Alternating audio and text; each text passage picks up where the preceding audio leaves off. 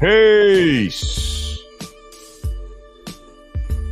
Yes, sir. Yes, sir. What up, Gio? I see you. A1 Drizzy.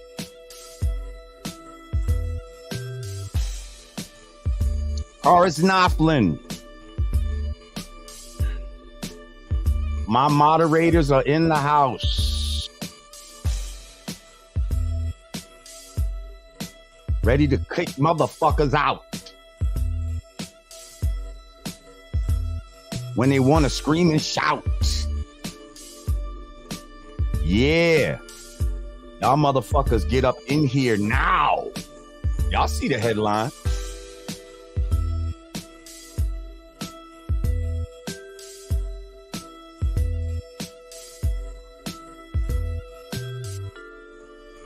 Salute.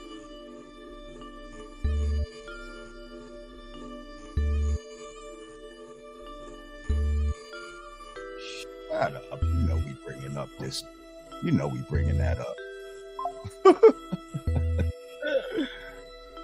Hassan back. This is Hassan's first time here, but yes. We're happy to have him here. Salute. Everybody hit that like button.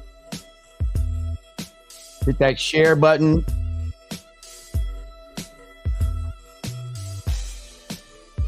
We're gonna talk. We gotta talk.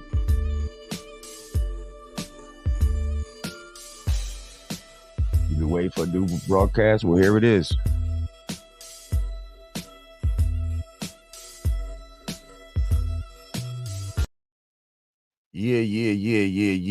Yeah. My clapping sound effects. I don't know what's going on with this Rodecaster. I think I got to get a different one.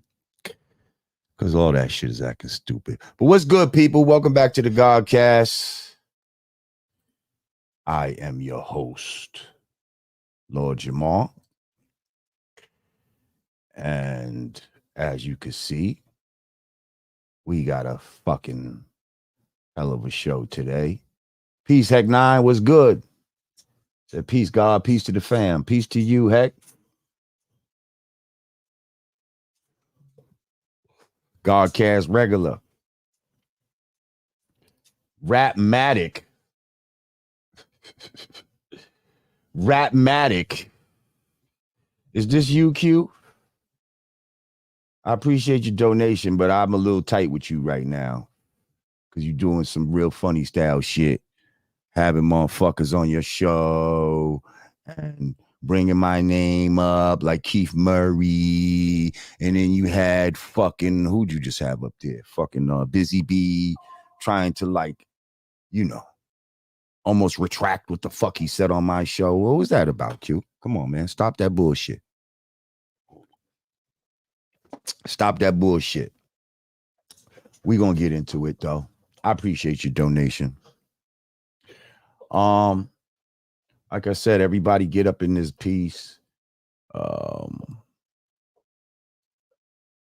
And click that like, click that share. We about to bring my brother to the stage right about now. This a brother that, you know, I've been following for quite a long time.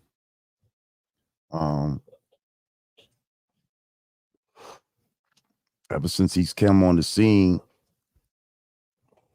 he's been shaking shit up in a whole lot of ways. I like his truthfulness. I like his fearlessness. I like his intellect. And we got some things to talk about. A few different subjects, but we're gonna get into it. Thank you, Ben Heron. Appreciate you, Ben.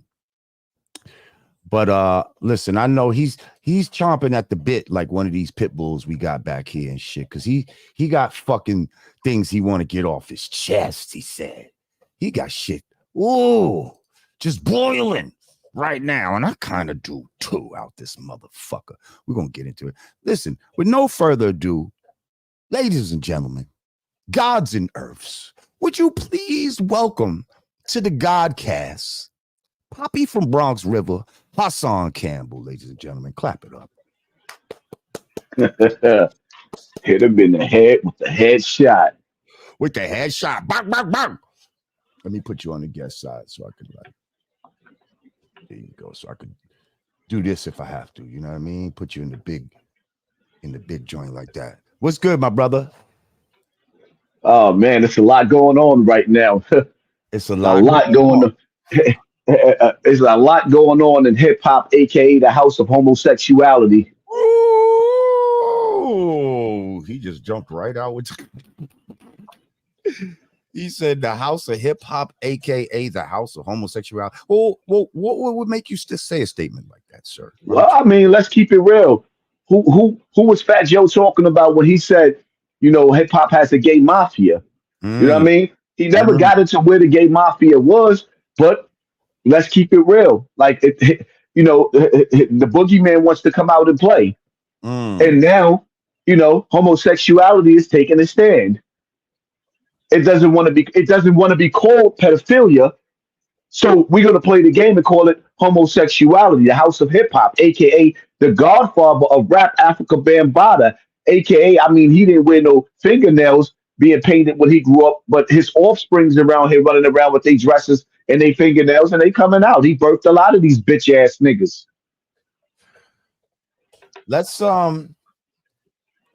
Let's bring this up to speed for everybody, just in case they landed on this planet today.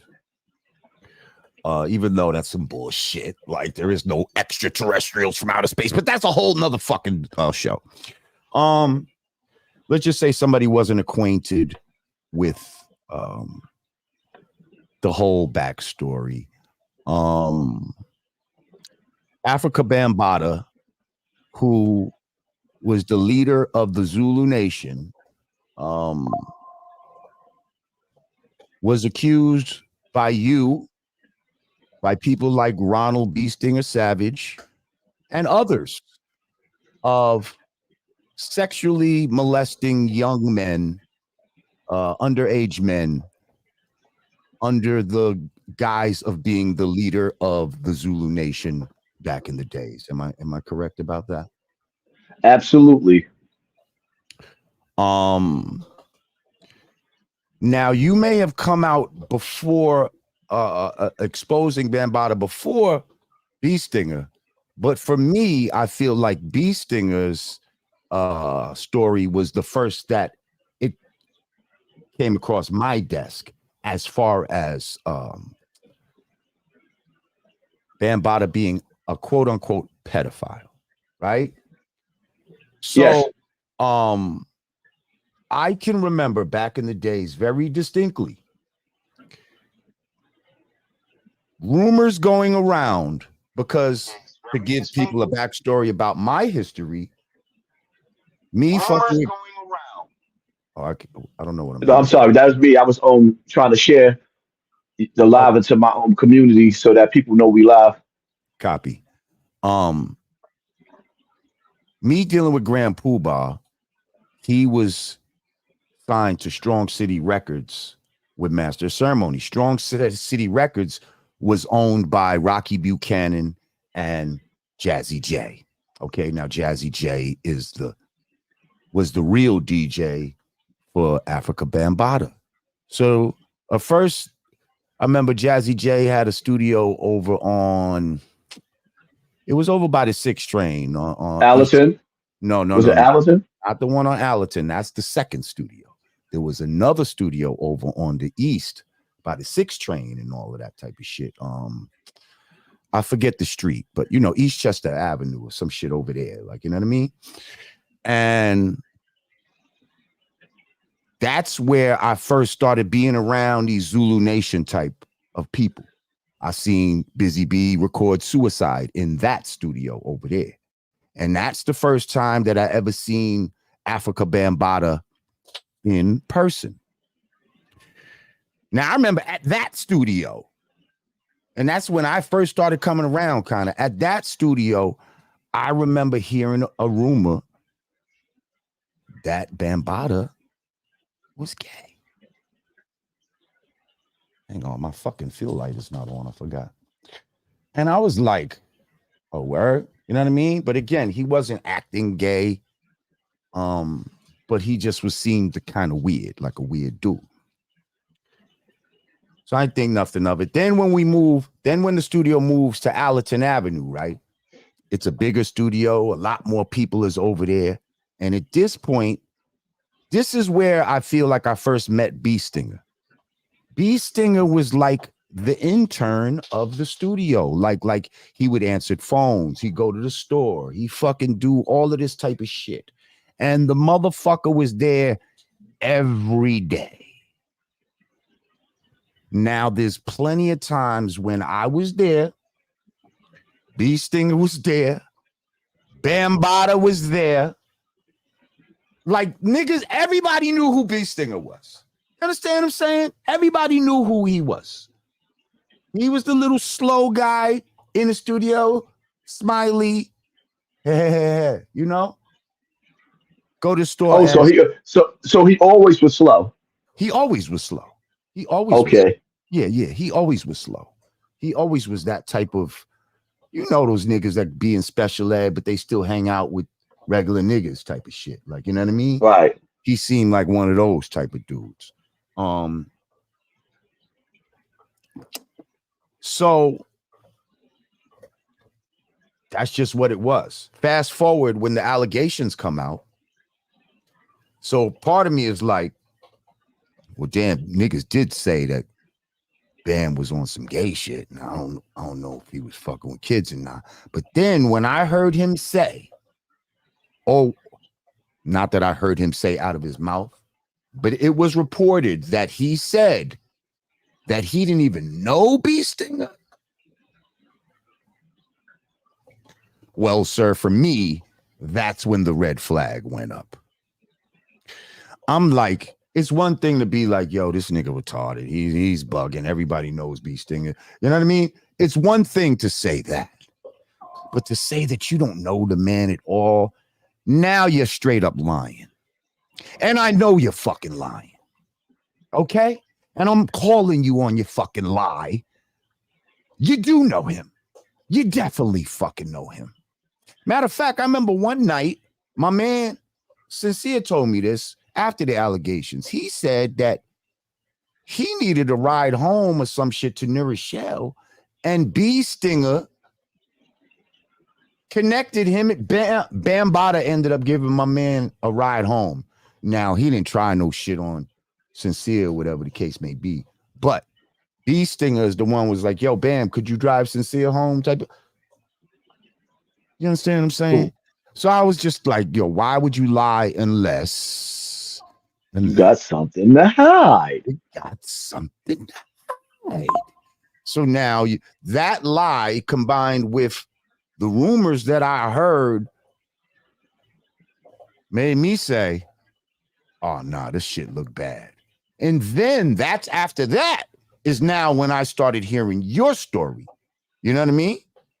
And I believe I was at Sonetta's crib maybe, and you might have called in or some shit like that, and you know what I mean, and was telling the story and all of this type of shit, and I was just like, listen, I don't know, I wasn't there to see all this shit, but all I know is the truth that I know is that Bambaataa is lying about not knowing Ronald Savage. So now y'all can take that for what it's worth. Y'all can read into that and you know what I mean? He fucked up in my game by lying about that. So, you know what I mean? And then I've always seen your videos where you be like, yo, shout out to Lord Jamar. He the only one that fucking, you know, had anything negative to say about this whole Bambaataa situation. And yes, I've fucking had motherfuckers, you know, trying to look at me crazy and saying little shit behind my back, and you know what I mean? Certain opportunities I might have missed out on because, you know, I stood on truth. You did? But it is what it is. Like, you know what I mean? So that's what I have to say as far as how I was introduced to this whole. See the thing, right? gotta ask yourself a question, right? How do a man come out on the news, teary-eyed, crying, boogers coming out his nose, marching? We see him marching for the bill, the crime bill that passed, where people was able to take their accuser, or rather take the predator to court. B. Stinger marched with these people, helped to bring this law into existence, and then get to the final goal line and crash out like this. Now the question is, how much money allegedly did they drop on the table? Because we heard the audio of Mr. Biggs, who was one of the founders and member of Soul Sonic Force. And then we also heard Mr. Mickey Benson. Well, Oh my God. I didn't hear these what you're talking Oh, about. oh, you didn't? Hold on. Let me No. see something. Yo, Vic. Hey, what's up? Can you hear this? Mm-hmm. Nah, everything is good. Know your man. How would you go out there and try to destroy all our legacy? How would you do? Hello? Yeah, I'm here. I said, why would you go out there to try to destroy our legacy in front of a nigga that you know don't like us anyway? This motherfucker been attacking us forever, dog. Star's been attacking us forever. He's trying to bring down a motherfucking real organization that's been built, dude. And you talk to me, you talk to me, you talk to me. No. You talk to Muhammad, you talk to Ahmed. You called us when you was going through your problem with Only one of us ever got mad. Like, yo, every y'all niggas argue about all y'all talk, la la la la la. And then you go on I'm gonna call it a national network, dude. And you try to bring and destroy the brand that we are part of. I'm a part of this brand, dude. Nah, I know. And that shit right there is like, yo, dog, why would my friend Ronald Savage was mad? Okay, we get it. You talk to me, B. He said, Nick, I was going to fucking bars. I was hanging out at motherfucking cake bars. I was like, what the fuck am I doing? We laughed. And he said, no, I can get out of that shit. Nigga, I got kids. Nigga, I got this. I mean, got you, baby. You know, sometimes, you do things that you didn't want to do, but no one forced anybody to do anything. But then when you take it upon yourself to say you were a minor, and Bam did this, and Bam did that ain't cool. That's Mickey. That's Ahmed. That's Big. That's Smitty. That's all the fun, man. Hang on. He just said that's Biggs. So who's talking right there? Who's that talking? That's Mickey Benson. Ice-T / Fat Joe manager, ex-manager. Okay, I thought that was Biggs talking for a second. That's Mickey talking. No, Biggs is on the other recording offering Ron Savage $100,000 to recant his story. Yeah, I have to get that audio. Yeah, we have them on audio offering Ron Savage $100,000 to recant his story. So if you listen to this audio, I don't know if it's loud enough. Can y'all hear it? Because the speaker right here. I hear you. I hear it perfectly clear. Everybody in the chat, do y'all hear that audio right there? Just give a thumbs up or some shit like that, just to make sure that y'all hear it. But I heard that shit loud and clear. And this argument got heated because Ron Savage is standing on this man molested me, and Mickey Benson is standing on you wanted it. Well, see? And when you say it in 77, you wasn't around us in 77. You got to do your history, man. You wasn't around us. When I got locked up July 14, 1977, you was nowhere in our vicinity, man. Nowhere. But then when you do these kind of things, it's like, fuck them niggas. That's what you're saying. What you're not saying is directly. Fuck them niggas. All of them motherfuckers. Dog, you just hurted everybody in our whole organization, bro. And we would not expect that from you. Anybody else is like, man, fuck that nigga. You tear that nigga head off, man. Stomp him the fuck out, dude. For real, bitch. He'll be listening and action. Man. These niggas. This is family, dog. Star hates us, man. He wants to damage us. And you let a motherfucker trying to damage us, bro. This is our world, B. He just fucked up and hit the button like a motherfucking suicide bomber, bro. And we didn't see that coming, man. We didn't see that coming, B. That ain't cool, B. Nobody thought. And I say it over and over again. I said it earlier today to family. Well, anything a motherfucker did, he wanted to do it, man. Ain't nobody forced nobody to do nothing, bro. Ain't nobody put no knife to their throat. Don't put no gun to their head. Don't took no fat shit.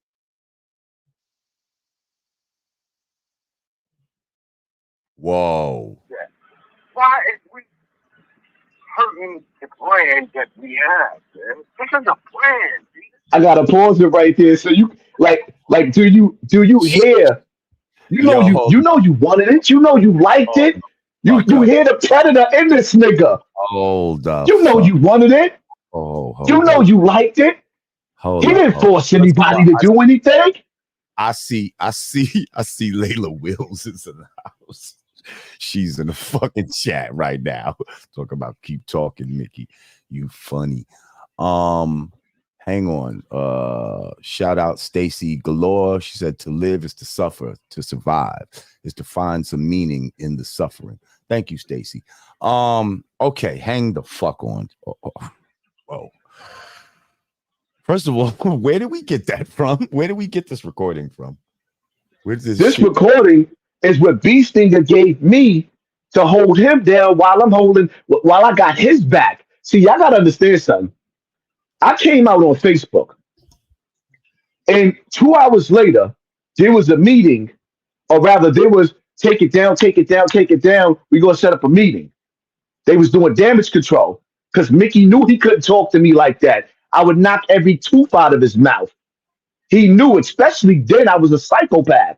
He knew. So they had a meeting. Africa Bambaataa came to the meeting, and he basically admitted to everybody in that meeting what he did to me.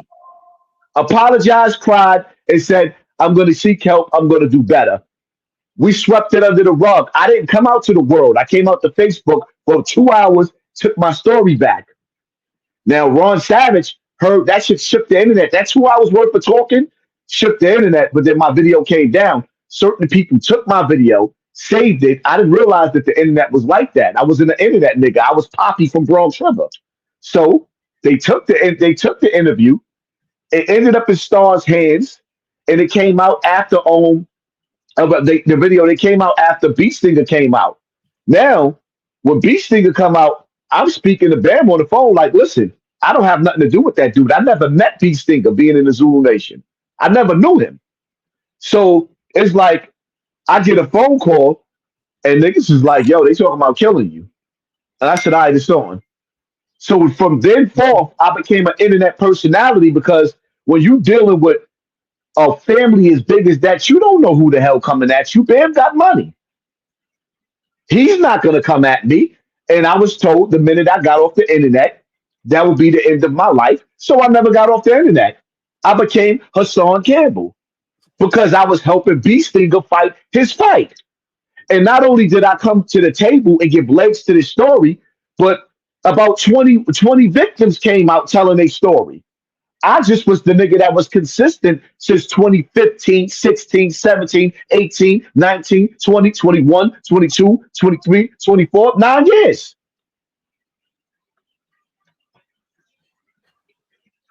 Whoa, hang on a second, man. This shit is, I'm already damn near through this L. We gonna be smoking some L's. You definitely got a lighter. This conversation ain't even over. Shout out, Stay Positive. Thank you, Stay Positive. He said the God Jamar. Shout to Haas. Dope interview. Hit him in the head with the headshot. Rest in peace, 1159. Thank you, my brother. That's right. Rest in peace to my brother. 1159. Man, y'all don't even understand what was about to happen with that. But anyway, so first of all, I see some people in the chat talk about he lying. Let us come on. Who come on? What's he lying about? You just played a fucking tape. Like I feel like that little piece of tape you just played spoke for itself. Thank you, Stay Positive. No, it gets better. It gets real in this battlefield. You ain't heard nothing yet. Yes, Wait till I download that audio because I had it on my other computer that's fried right now. Wait till I download the audio with Mr. Biggs and them offering Ron Savage $100,000.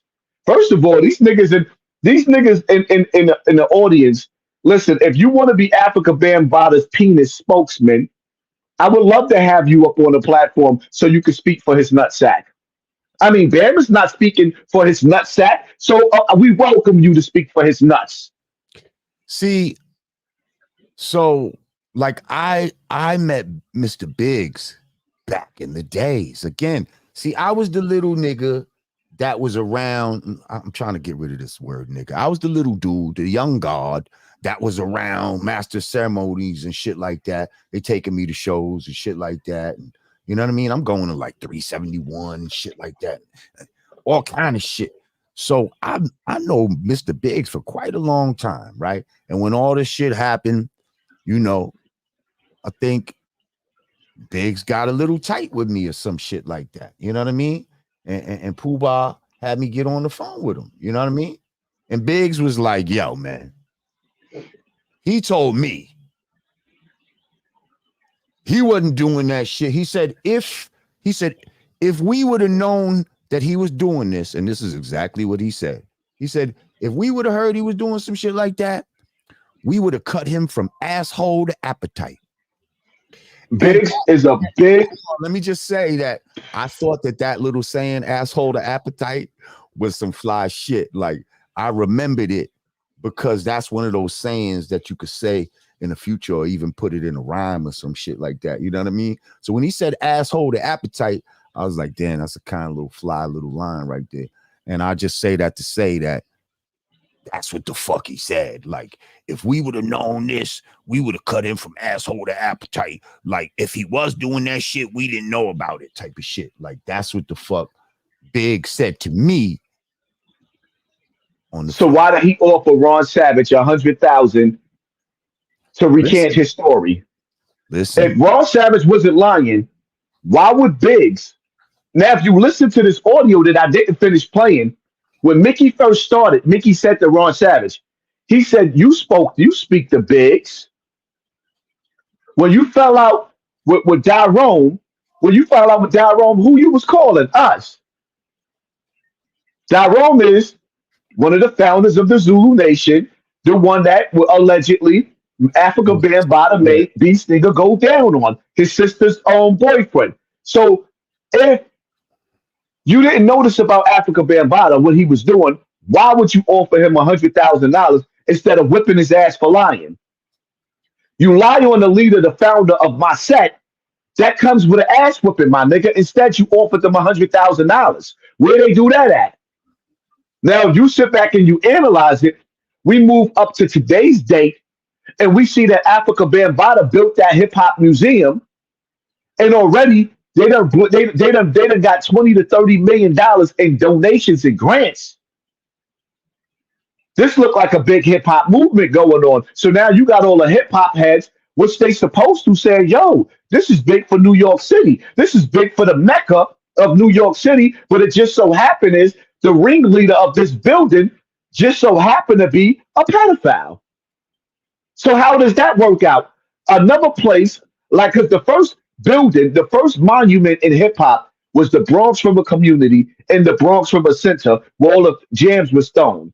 And because Africa Bambaataa had access to the center to throw jams, he also had access to the little kids that used to do their homework after school in the center, and he used to take them from the center to his building and play house. So now we're going to give this man an opportunity again? Let me ask you, how did Bambaataa first approach you? How did this all happen? How did this all unfold for you? Well, you know, Bam starts with his little games because you got to understand something. He wants to take you in the bathroom and teach you how to pee in the toilet.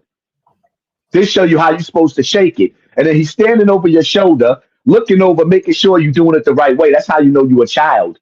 because these people like to play with my age and how old I was and when he started. So, he follows you in the bathroom and he makes sure he watches over you as you pee. And he did How old are you? How old are then you? he 12 years old. Mm. Then he goes in the bathroom, and while you peeing in the toilet, he'll creep in the bathroom while you peeing strategically, open up the bathroom door and start peeing in the toilet at the same time as you. Now I feel This like is I've heard this story from somebody. Pint. OG Pint told this. OG Pint told the same story. But you got to keep in mind now. Bam is older, way older than me. Pint got me by 10 years.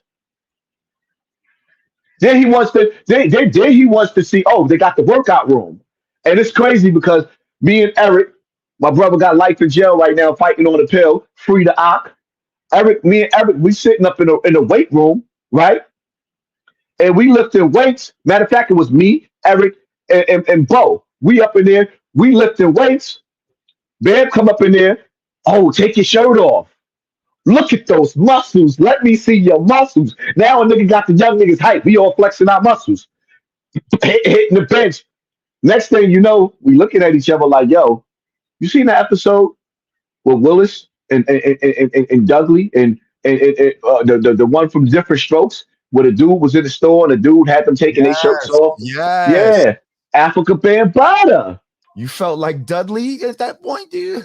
Yeah, yes, man. Yeah. He was giving niggas the creep.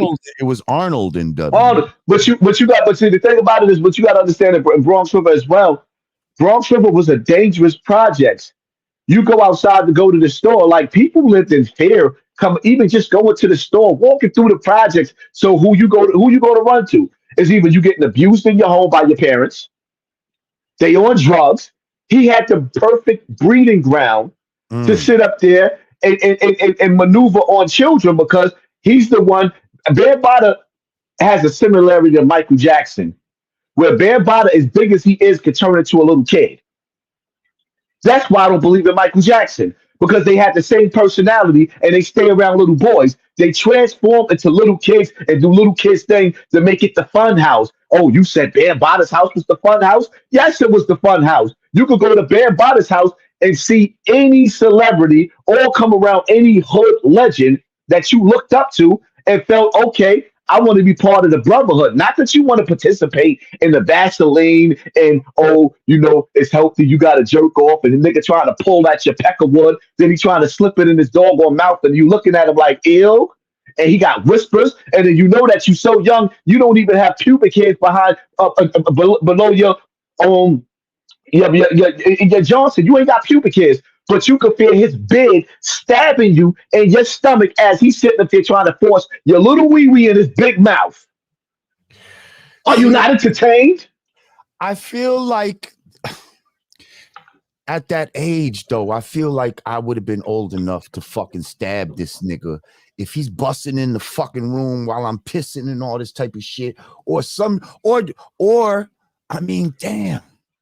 You just what I'm saying? Like, I don't know. Like, because yes, and I gotta ask these type of questions. Because people will say, like, why even?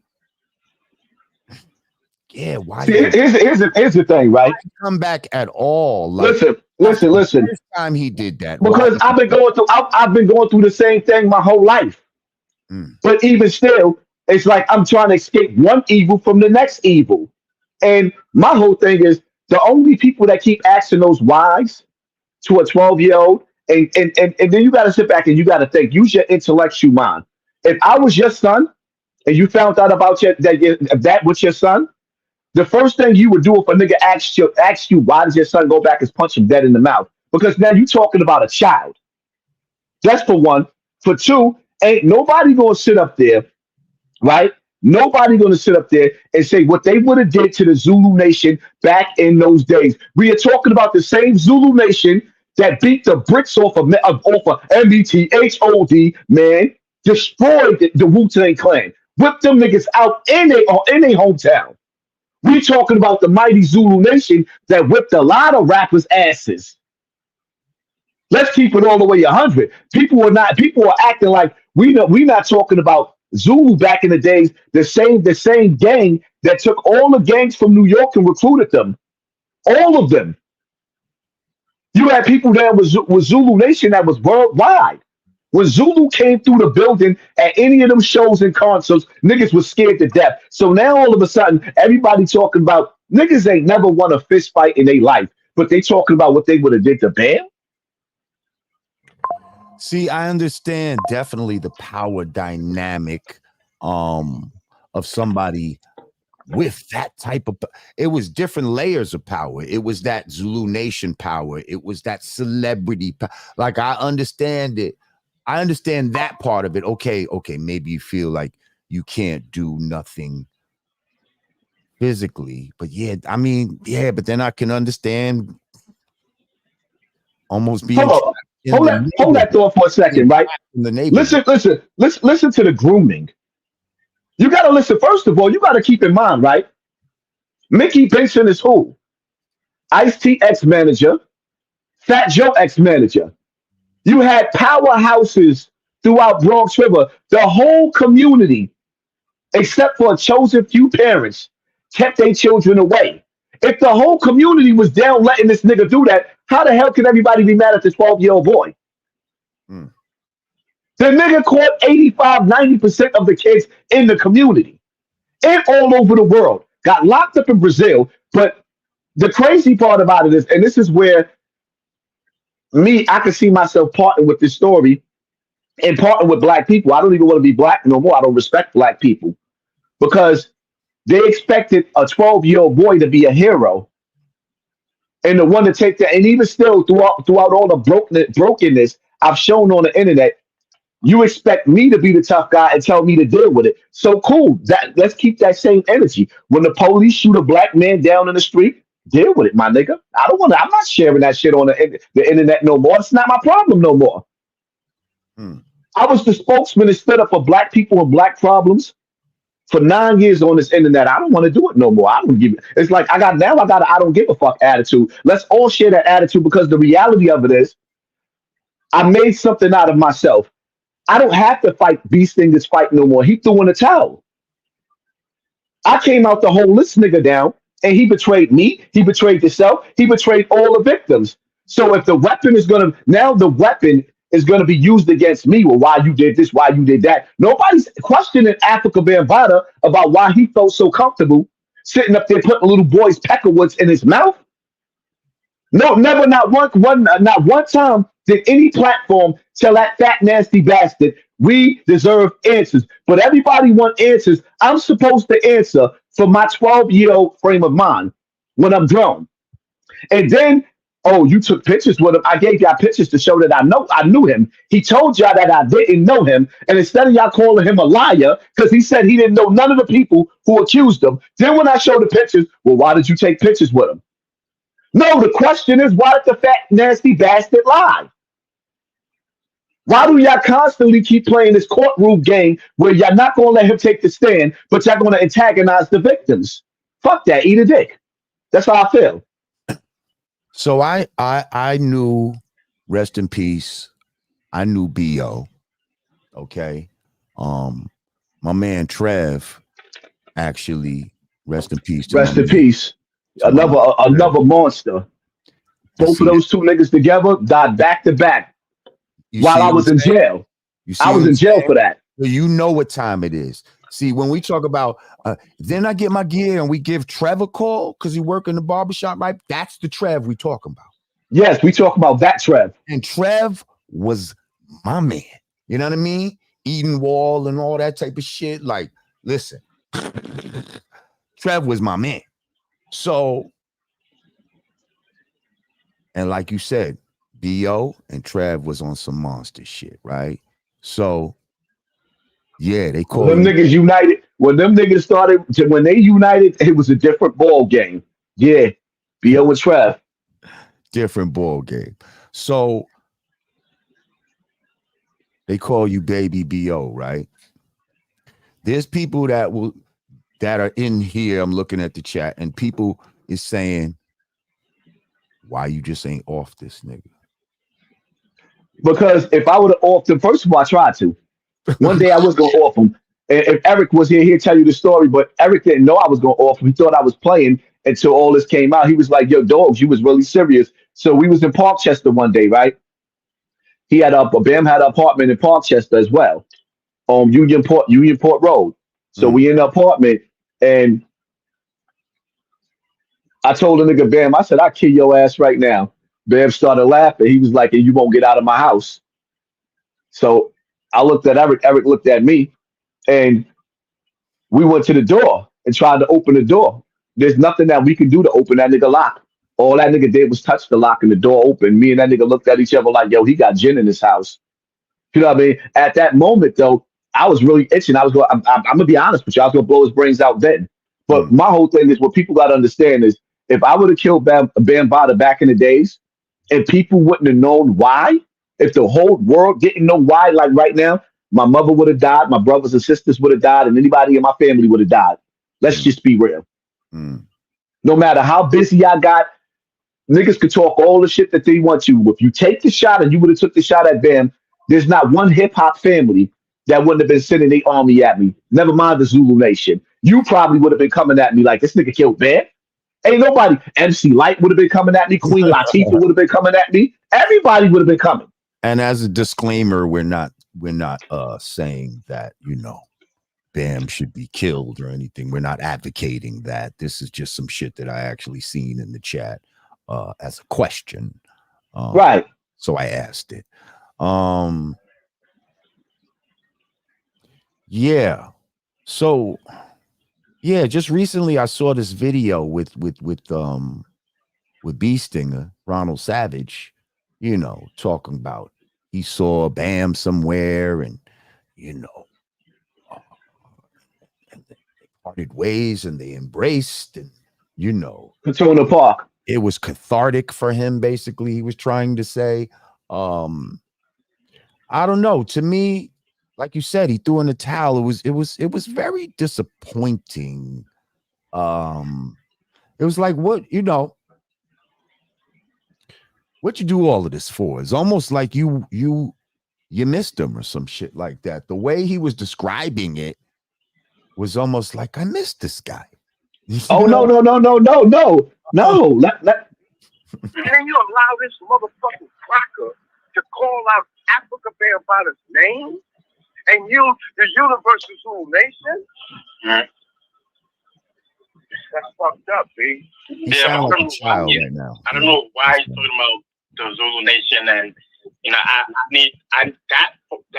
need to straighten out because that's my friends, I mean, my thing is, you know how long I've been holding this shit in. I just could not take it anymore, man.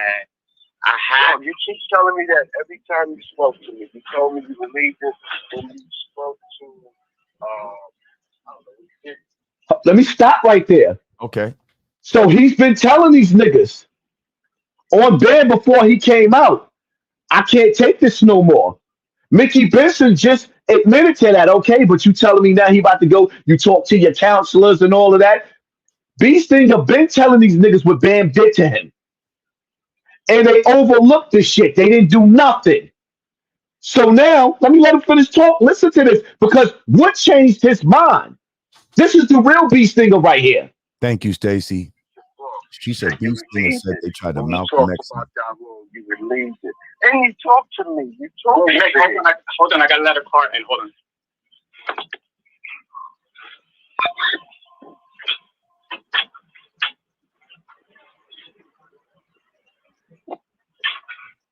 B Stinger was like Kaiser Stoss. They playing these niggas, putting the phone down, acting like he had another call coming back while he's still recording.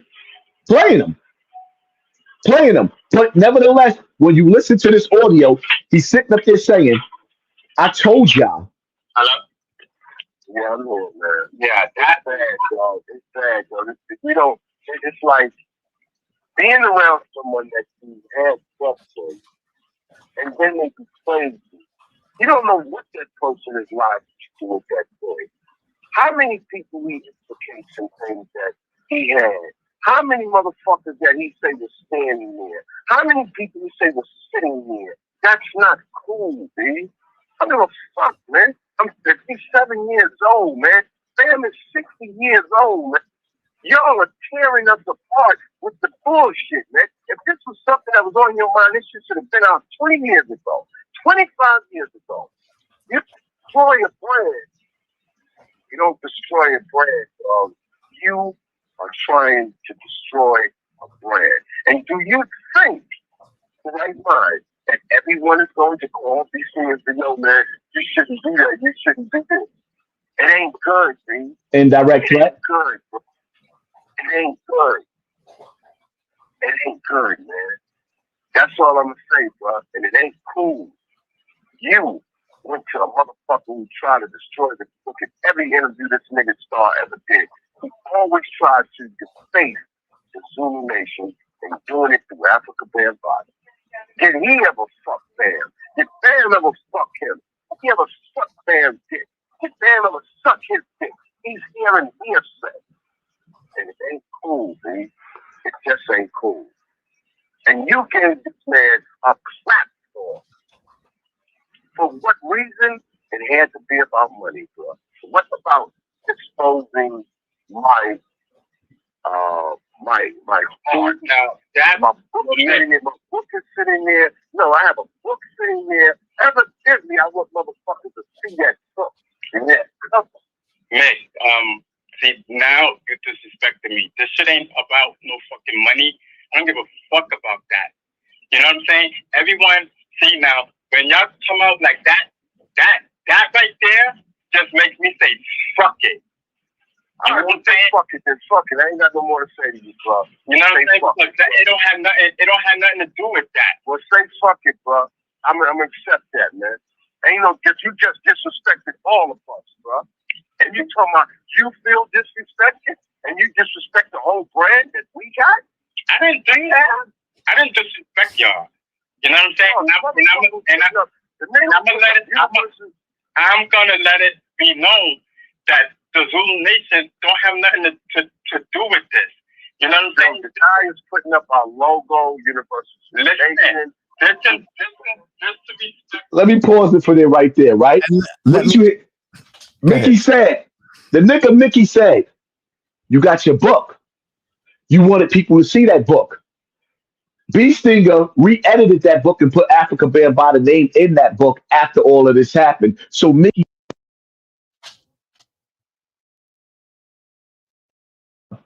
I lost your audio's gone. there you go. Okay, there you go. Because somebody tried to call my device. Okay. So here's what really jumps out to me, right? If we're talking about rape, molestation, and all of that, what's really kind of getting under my skin, you know, as I hear Mickey talk, is this shit about a brand. Like, he's more worried about a brand than a human being's life. Like, at the end of the day, who gives a fuck about a brand? We're talking about a man's fucking soul. Like, this man felt like he couldn't bear this shit that happened to him. And yeah, sometimes there's delayed shit. Why didn't he talk about it then and all of that? But to keep talking about this brand shit, that's what really gets under my skin. You know why? Because we live in a society where money is more important than human lives. This is why you're able to sell fucking poison food to the people and it's okay.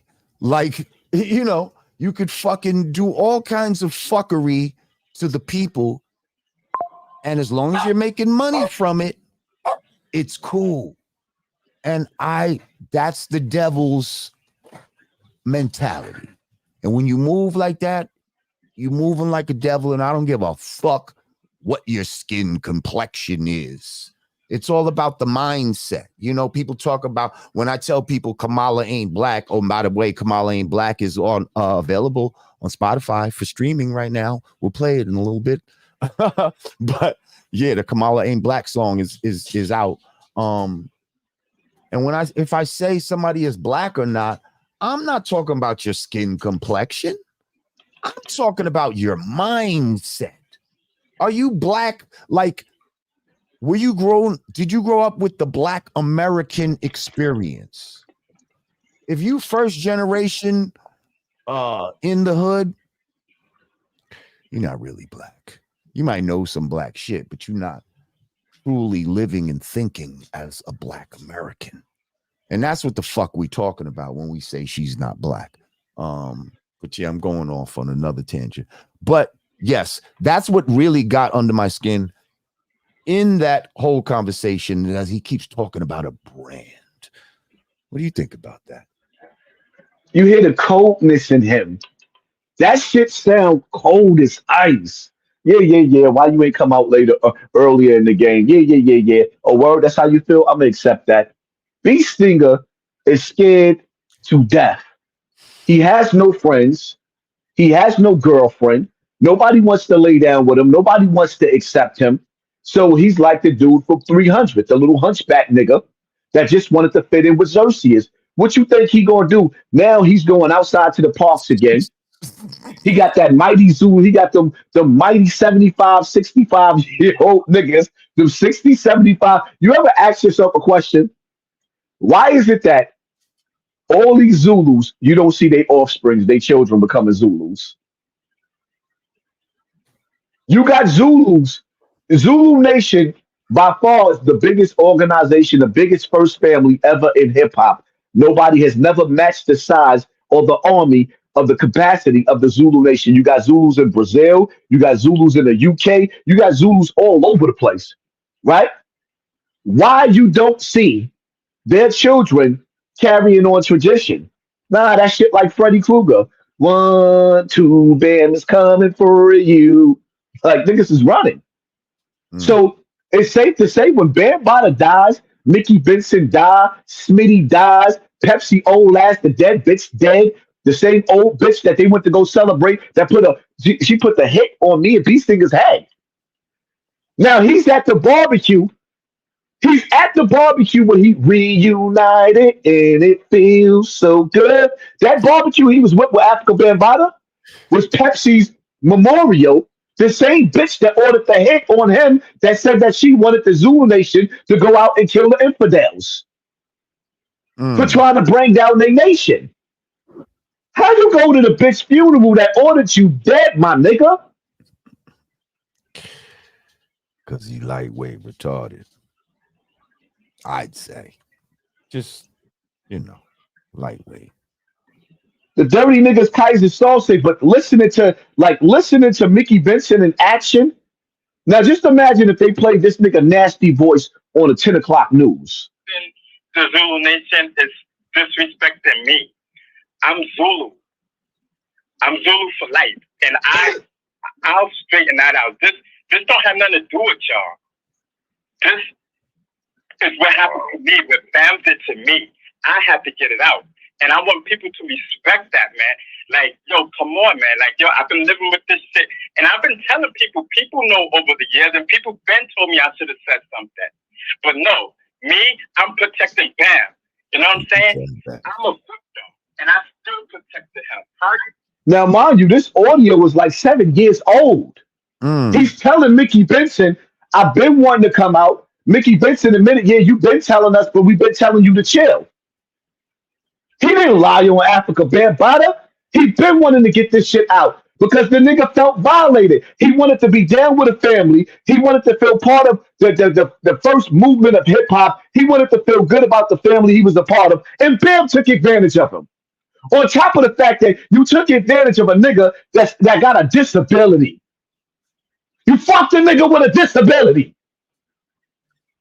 How nobody see nothing wrong with that? You fucked a nigga with a disability. You fucked a retarded kid. Then the nigga be ticking. Nigga neck be jumping. Take it. How you fuck that? You's a nasty predator. You fucked the little nigga that had a tick. He gotta take medicine so he don't have Tourette's. The little nigga might have had an outburst on Bam Day. That's what you wanted, Bam? You fucked the retard, my nigga. Oh. That shows how diabolical this nigga is. Now you listen to Beast Nigga cry. I told everybody, I told y'all. Now you gotta ask yourself a question. What made Beast Nigga take his statement back in front of the whole world? Where his kids gotta look at him like he less than a man. Where his mother gotta look at him like a faggot. He looked like a little fuck boy. He looked like a little fuck boy. I would never. There's not enough money in this motherfucking world that'll make me sit up there. They try to get me to recant my story. I wish I fucking would. I'd rather die in a shootout. Let's bang it out, nigga. Victim, bro. Tell me how you were the victim. Because I was young. I didn't know what the fuck, yo. You know what I'm saying? I did it just as bad. Like, yo, man, like, come on, man. And sometimes, yo, I was nervous, man. I was scared. I didn't know who to turn to. You know what I'm saying? I didn't know who to turn to. And the first person that brought Bam to my house, I'm not even saying their name. So they need to chill the fuck out. And that person knew who it is. I ain't say shit.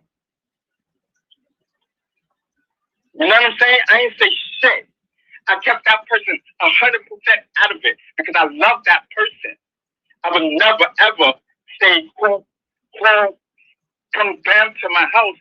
You know what I'm saying? And Bam did all that shit to me. Bam kept coming back to my house until I got tired of it and I didn't answer my fucking door no more. Come on, man! I had to cross my legs and Bam putting his dick in between my legs and humping me. I was a fucking kid, and I wish everybody understand that. Y'all don't know the pain that I suffered. Let me stop it right there. And you could tell, and I'm gonna tell you, B Stinger's telling the truth. You know why he's telling the truth? Because that's the same thing he did to me. He didn't penetrate me because he knew that I had to go home to my mother. And he didn't penetrate. You didn't hear B Stinger say he penetrated him. He made him cross his legs and he thighed him. He did the same thing to me, the same shit motherfuckers make fun of. Oh, he thighed you? Yes. Because niggas was so young, he didn't want to bust your asshole open to where that your mother had to take you to the hospital. He knew better than that. So he ejaculated between your fucking legs. B Stinger didn't lie. He's lying now to protect this nigga. And you hear Mickey Benson muscling this nigga 7 years ago. He's muscling. No, this was like what, 2016? 8 years ago? He muscling the nigga. Touch hands with people. Come on, man. Yo, man. I didn't even like to be touched. I had to brace myself just for my girlfriend to fucking touch me, man. Nobody knows what I went through. Everybody want to protect Bam. That's about money. My shit ain't about no money. You know what I'm saying? It has nothing to do with that. And the only friends I have is John. The nigga said to him, you rather destroy a brand. He didn't sit up there and say, yo, I'm sorry he did that. Yo, no remorse. He had no remorse for what he just heard. Anybody else that's listening to this shit, everybody else that heard this years ago started crying. Well, see, niggas cried when they heard this. Mickey Benson had no remorse. Man, all I hear is the brand. I should have heard, right? What I should have heard in this fucking conversation was, nigga, ain't nobody fuck you. What are you talking about? That's not what was said. He's like, man, whatever happened fucking was consensual, basically. That's what the fuck he said. That's what I just heard. And unless this is some AI shit and all of that, that does sound like Mickey Benson to me. I know what Mick's voice sounds like. This ain't AI, right? Like this is no. This was before AI ever wasn't even invented. This audio is 7-8 years ago. This is one of the conversations. This is not even the conversation where they offering this nigga money. Listen, and I want to say, you know, when I talked about having you on, I didn't even know about this audio that you have right here. So it's not like I brought you on to play this fucking audio. Like this is a fucking shocker for me, just like everybody else. Hang on real quick. If you're joining us just now, man, we in the house with my man Hassan Campbell. We talking about Africa Bambaataa. We talk about B Stinger. We talking about Mickey Benson. We talking about a lot of shit right now. make sure you like this here live. Make sure you share it. If you haven't subscribed to the channel, make sure you do so. And click the notification bell and click all. I think we're like what 100 away or something from, or maybe I think like 100 away from 170, some shit like that. I don't know. We're about to be there.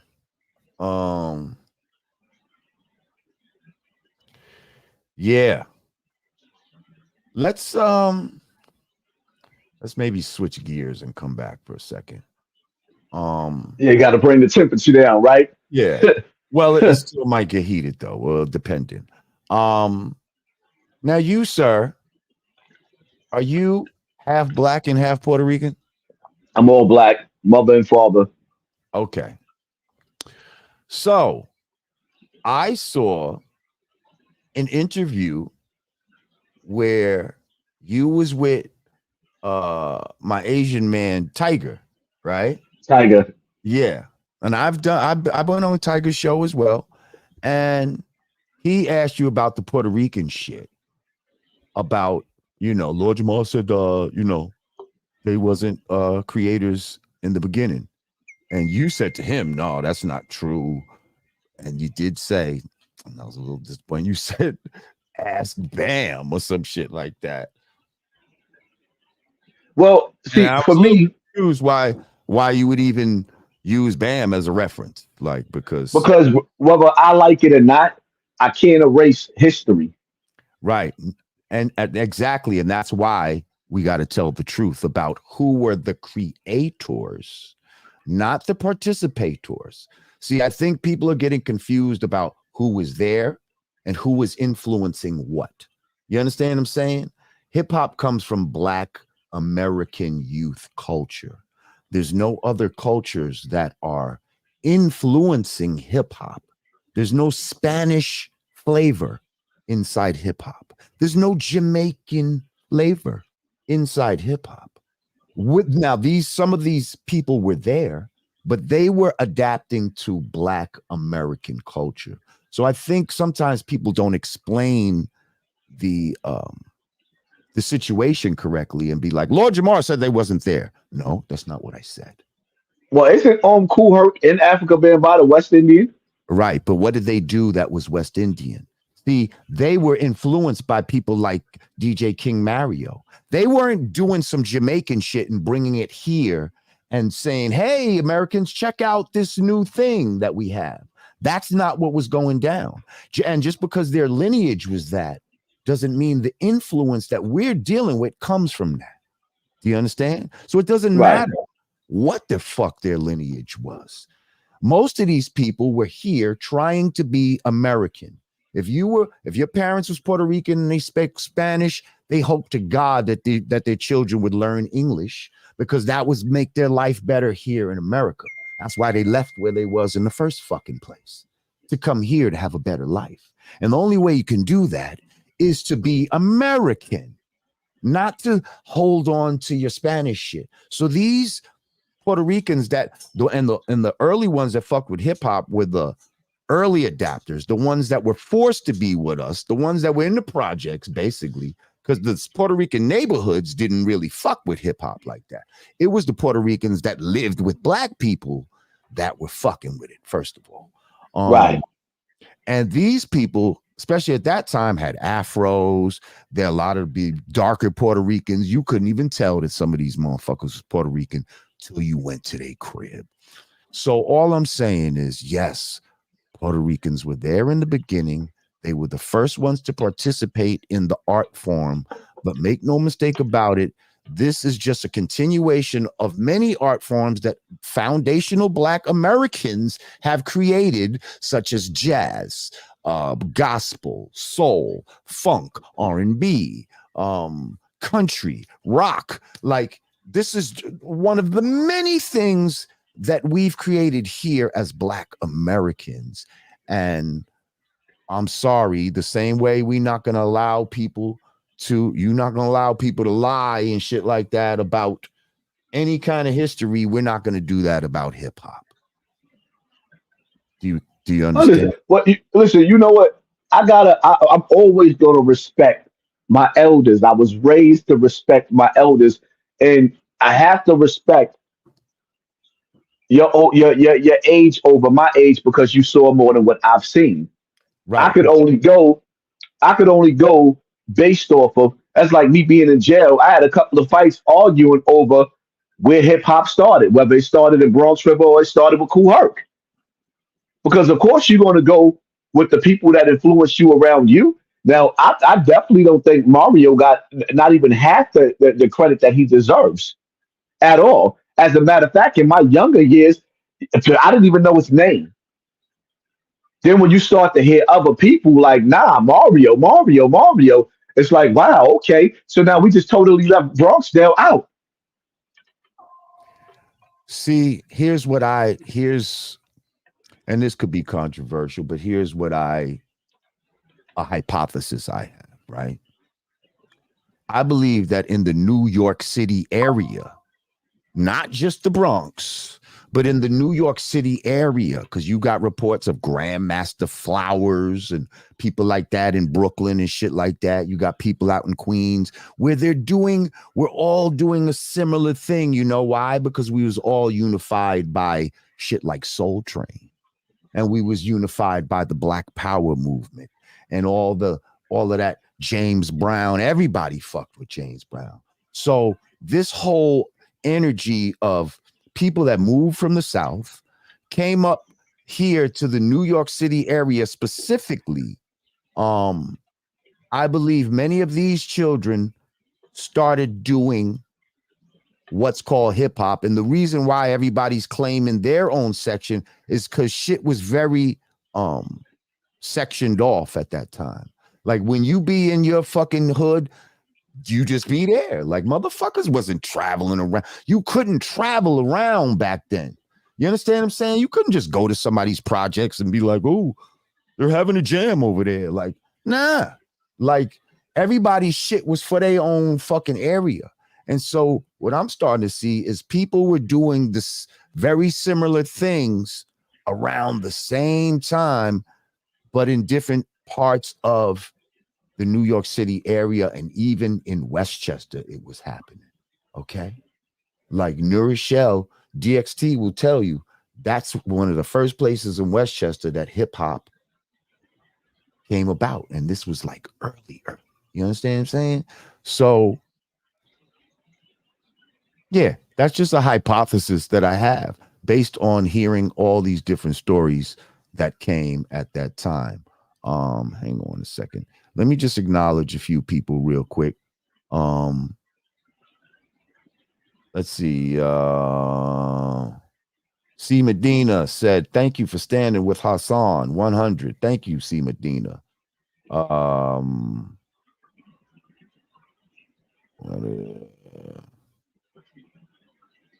Oscar Bum said, why do you think Bam is being protected? You know, the short answer to that in my mind would be money. People's, have an interest in protecting him.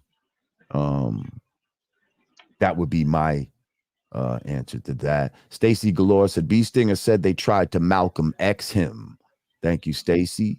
No Anonymity podcast said, peace to the gods. Jab Bad. Did he ever say it never happened? Salute to being truthful with courage as a man. Thank you, Jab Bad. I think they're talking about B Stinger saying, did he ever say it never happened? And I feel like, no, he's still saying it happened, even with that new interview that I saw. I didn't hear him say that it didn't happen. But maybe what's he flipping? The age? He's saying that it's a myth. I couldn't even listen to this shit. I'm gonna be honest with you, but he's trying to say that Bam didn't know his true age. It was a misunderstanding. If Right. Bam Okay. didn't, That's what he said. He said that check this out. He said that he apologized to Bam because he used to present himself as older, he had a fake ID, he said, that he used to use. I can't make this shit up. That he used to use to get into the club. And so maybe apparently, you know, He turned Bee Stinger into a little girl. That's the little girl route. Little girls act like they older, so he just turned Bee Stinger into a man. This is disgusting. This is nasty work. It's so nasty. but it's super nasty work. It's diabolical work. So the fact that he said he apologized to Bam, and then when the interviewer asked him, so let me ask you something, did Bam apologize back to you? And he's like, we talked for like a minute, and I'm not going to disclose what was said. No, nigga, he didn't apologize to you. Of course, You know what I see? Why I look at? Have y'all looked at that picture of Bam with Bee No. Stinger together? Have Huh? y'all looked at that picture of Bam with Bee Stinger? No. If you know Bam, if you see that picture with Bam in that park, when niggas sit up there talking about why I don't go do something to Bam right now, the nigga is dead. He's casket ready. All he needs is the makeup and the powder. The nigga looks dead. And if you look at Bam, you can tell he done had strokes and all types of other shit.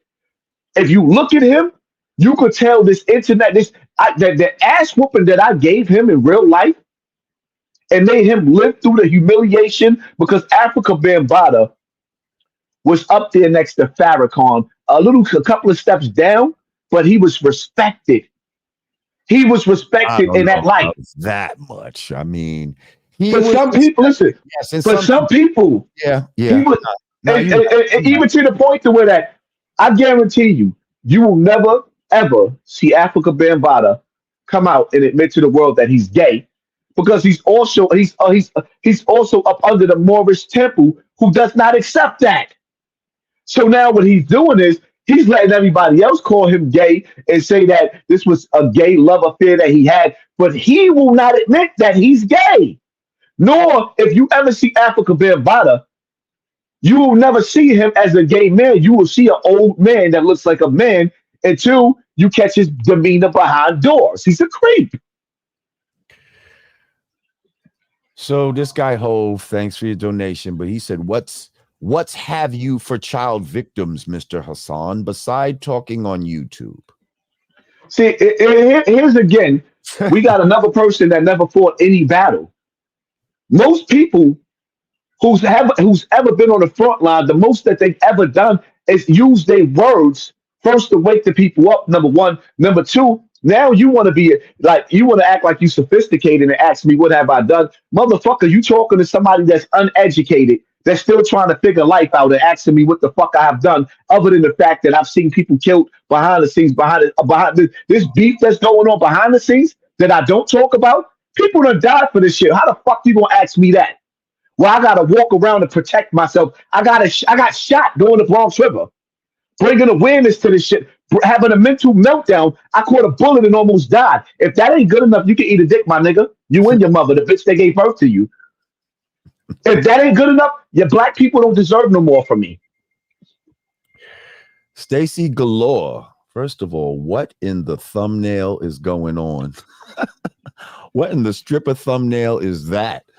I see you, Stacy.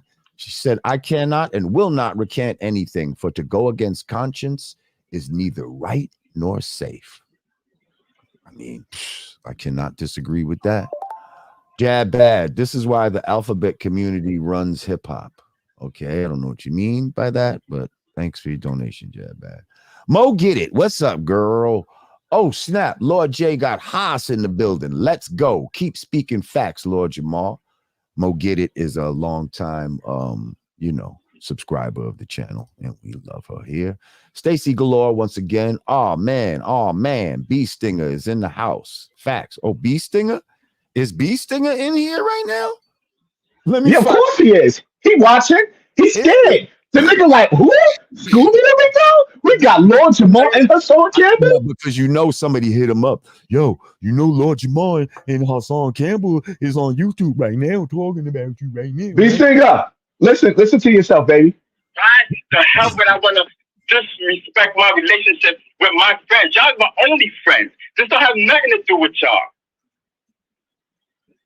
What about your friends? Yeah, but that's y'all and Star. That's y'all and Star. That's not me. You know what I'm saying? Come on, man. Like, yo, man, I wish y'all stop, man.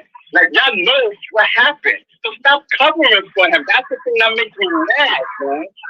Stop covering for him? None of y'all. I fucking love y'all niggas to death. I love y'all. They don't love you, nigga. I love y'all to death, man. To death. Y'all my brothers, man. You know what I'm saying? Mickey, if that shit happened, if you had a son and that shit happened to him, what would you want your son to do? Come on, man. Motherfuckers have gay kids, and them kids wanted to do what they do. We hope they don't return like that. But when it happened, you're like, you know what? Was he forced? If he was forced, I'm killing that motherfucker. No, he wasn't forced. Okay. I mean, I may not like him. Okay. I'm so okay. But damn, what the fuck? Why would he do? Because motherfucker just did it. And it's like, yo, come on, man. Well, I'm gonna let everyone know to leave the Zulu, keep the Zulu Nation name out of it. This has nothing to do with the Zulu Nation, and I'm gonna straighten that out. This has nothing to do with y'all, nothing at all, nothing. And I was hearing the Zulu Nation, like, come on, man. They told me you spoke to him yesterday, and you called him Sunday, and me, Big, and Smitty, Ahmed, Muhammad was on the phone. I'm like, you gotta be kidding me. Somebody tried to tell me this yesterday. I'm like, listen, dog, I'm in the car. Don't talk to me about that. Nah, man, you gotta see what these things are. I said, man, leave this thing alone, man. And I chuckled it off. And then they said, yo, he went on stuff. And he said, Vampira's name. And I'm like, oh, no, he didn't. I said, I'm gonna call this yesterday. Pause right there. He said Bambaataa's name. The nigga just dismissed everything that these things said. Like he doesn't give a fuck. Mind you, let's keep in mind, right? I know Mickey Benson's baby mother, Yolanda, right? Let me tell you a story about Yolanda. See, Yolanda, like I haven't spoken to her in a minute, but the last time we spoke, Yolanda told me a story allegedly on how she had a dream when she got pregnant. Now the dream ended up with her. She was with Mickey Benson and his wife, and they put something in her drink allegedly, and she couldn't remember having sex, but that's how she got pregnant with the baby with Mickey Benson. He date raped her allegedly, my nigga. So why would he have a problem? And allegedly, this nigga got children with his children, allegedly. So why would he have a problem with Africa Bambaataa? Now I have to say allegedly, but I do know I spoke to Yolanda, his baby mother, and she didn't have consensual sex with Mickey Benson. She fell asleep drinking with him and his wife and woke up pregnant. Let's get to that.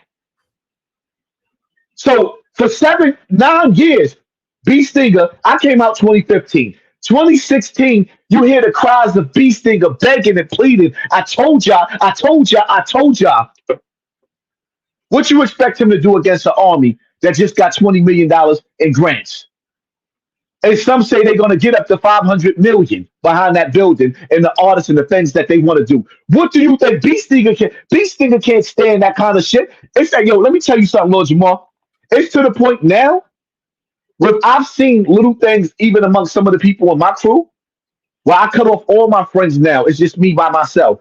Because band money has gotten so long, niggas that I fuck with is fucking with niggas that's fucking with them because they putting money in their pocket. So now I don't know who to trust. I can't let the niggas next to me backdoor me, so I fell back from everybody.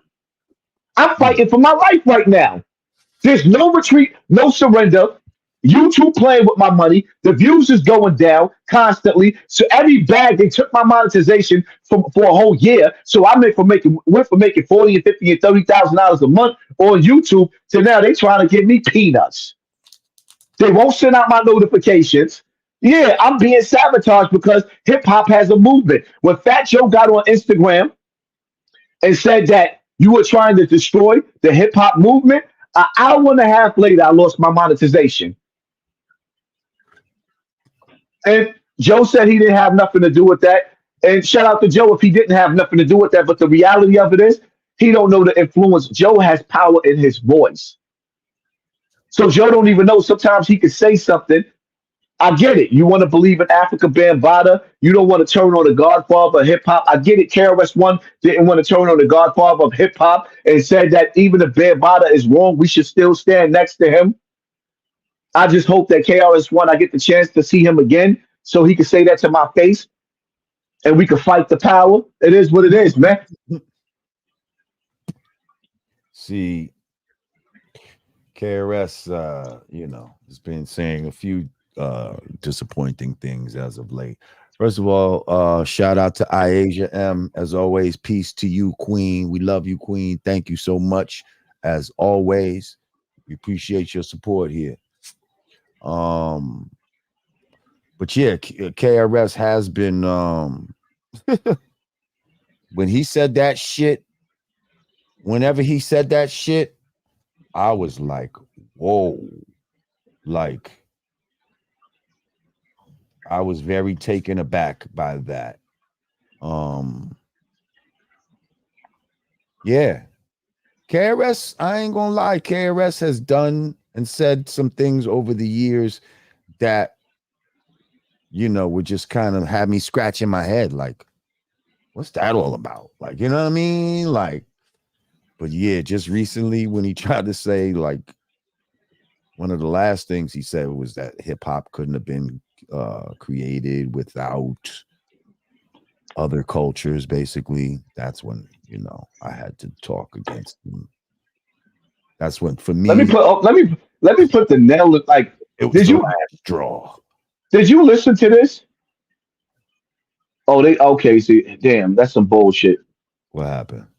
I can't play it from these niggas. Oh man, they fucking with my Instagram right now. And see, I was going to play something. Matter of fact, send it to me. Send it to me. Matter of fact, let me see. Nah, I got it. And it's like people don't like. Because I could play it through the if I play it on my phone, I could play it through the roadcasters. Let me see. If you go to the video, right, that I put on let me see. The video that I put on Poppy from BX River, right? The one in the park with Africa Bambaataa with the black spade speaking. I just saw that. With Campy. And Campy sitting up there and he's telling you what used to happen inside those events. He's telling you that Tiny Ho, like I didn't have no age. Like nigga, that shit right there is classic pedophilia behavior. And him telling y'all, like, listen, man, like, please, they never said. Hang on, I might could play that. Hang on a second. Ooh, shit. I might could play that on my end. Here we go. Let's see something. And clubhouses and shit, man. We had him up and shit, man, as a black spade. And I know when shit, man, in the black spade clubhouses and shit, man, we had and shit, man, people and shit, women and shit, man, and girls and shit, man. They was 14 years old and shit, man, and 13 years old and shit, man, in our clubhouse. And you understand what I'm saying? And pussy and shit didn't have no age on it. I'm just being a shit, man, honest and shit, man, and being truthful because I know only thing that gonna set and shit, my brother and us, period free is the truth. When we was a shit, man, in there, shit, man, we wasn't thinking of shit, man, about no age and all that stuff like that. And I'm sure, shit, man, when they was up in shit, man, in that Zulu Nation and shit, man, clubhouse or wherever they was and shit, man, the age of shit, man, a hiney hole and shit didn't have no shit, man, no number either. So I think shit, man, that they was all up there and shit, man, practicing shit, man, that shit themselves. Yeah. That's what I think. That's me personally. Okay. I might be wrong and shit, man, but that's what I'm saying. Put him up in shit, man, as a black spade. The nigga said, you gotta catch the pussy before it start bleeding. Pussy didn't have no age, and asshole didn't have no age either. So now little girls start bleeding at 11, 12, 13 years old. He's telling you we was fucking them before then. And he said asshole didn't have no age either, meaning the little boys. This is Campy from the mighty, mighty Black Spades, speaking on behalf of the Africa Bambaataa.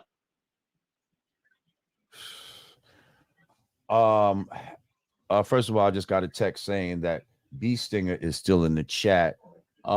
Shit, do we want to bring B Stinger on? What's your what's your email, B Stinger? Oh, see, I'm not.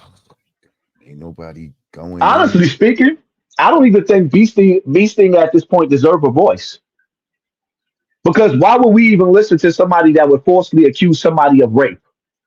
If you ever accuse somebody of rape and you did it for 9 years consecutively straight, you deserve to die, my nigga. Why would we want to hear somebody that lied? The worst thing that you could do to a black man is accuse him of rape. That's what white people did to us during the days of slavery. So now you got a black man that accused another black man of rape, and now you want the world to feel like it's a misunderstanding. Get the fuck out of here. These niggas, do me a favor, right? I want you to go to the highest building and just do the world a favor. I'm gonna say that. Because I don't want to get in trouble. Just do the world a favor, B Stinger, and make sure when you do what you always contemplated, what you told the counselors, just make sure we ain't gotta never see you again, my nigga. We don't want to see you no more. Go to the highest building and do whatever you do. Turn your own TV off, my nigga. I don't want. Turn your own TV off. Cancel your own description. I don't want to turn your own TV off. Turn your own TV off, my nigga. We don't want to see you. Turn your own TV off. Rock your own snot box. Hit him in the head with the get out of here. You the boy that screamed rape. No means no, my nigga. It's either does no mean no or do no mean yes, my nigga. Matter of fact, pull that bitch ass nigga up. Just mute him so I can talk to him. Let's put that ugly face up here. Put that ugly face up here. And mute that ugly nigga. His email or something in the chat. Matter of fact, now, B Stinger, if you gonna come up here, you can't come up here unless you bring Africa Bambaataa with you. Go get your boyfriend. Go get your boyfriend. You bring Bambaataa up here. That's what you do. You bring Bambaataa up here, your baby mother. Matter of fact, you the one with the baby. Let me let y'all hear what TC Islam had to say. Tell me how much of a Bambaataa fucking fuckboy fan that all the money Rest is in peace, TC and long. Name, your dues, everything that goes to him, and y'all broke sleeping on couches. Are you stupid? And you putting cats and taxi rides to your home. So when we started internal affairs, in the Zulu Nation 15 years ago, and the first one we internal affairs was Africa Bambaataa. And see, if I would have came out in the 90s saying I had suspicion that Bambaataa is fucking with little boys up in the nation, I would have been dead because it's zealotism. Rest in peace to TC Islam. Yes, sir. One of the greatest soldiers out of and TC had the biggest chapter of Zulus in Connecticut. Rest in peace to my big brother TC Islam that went against the Zulu Nation because he already knew what Bam was doing, but he had to take a stand with me like others. TC died for this shit.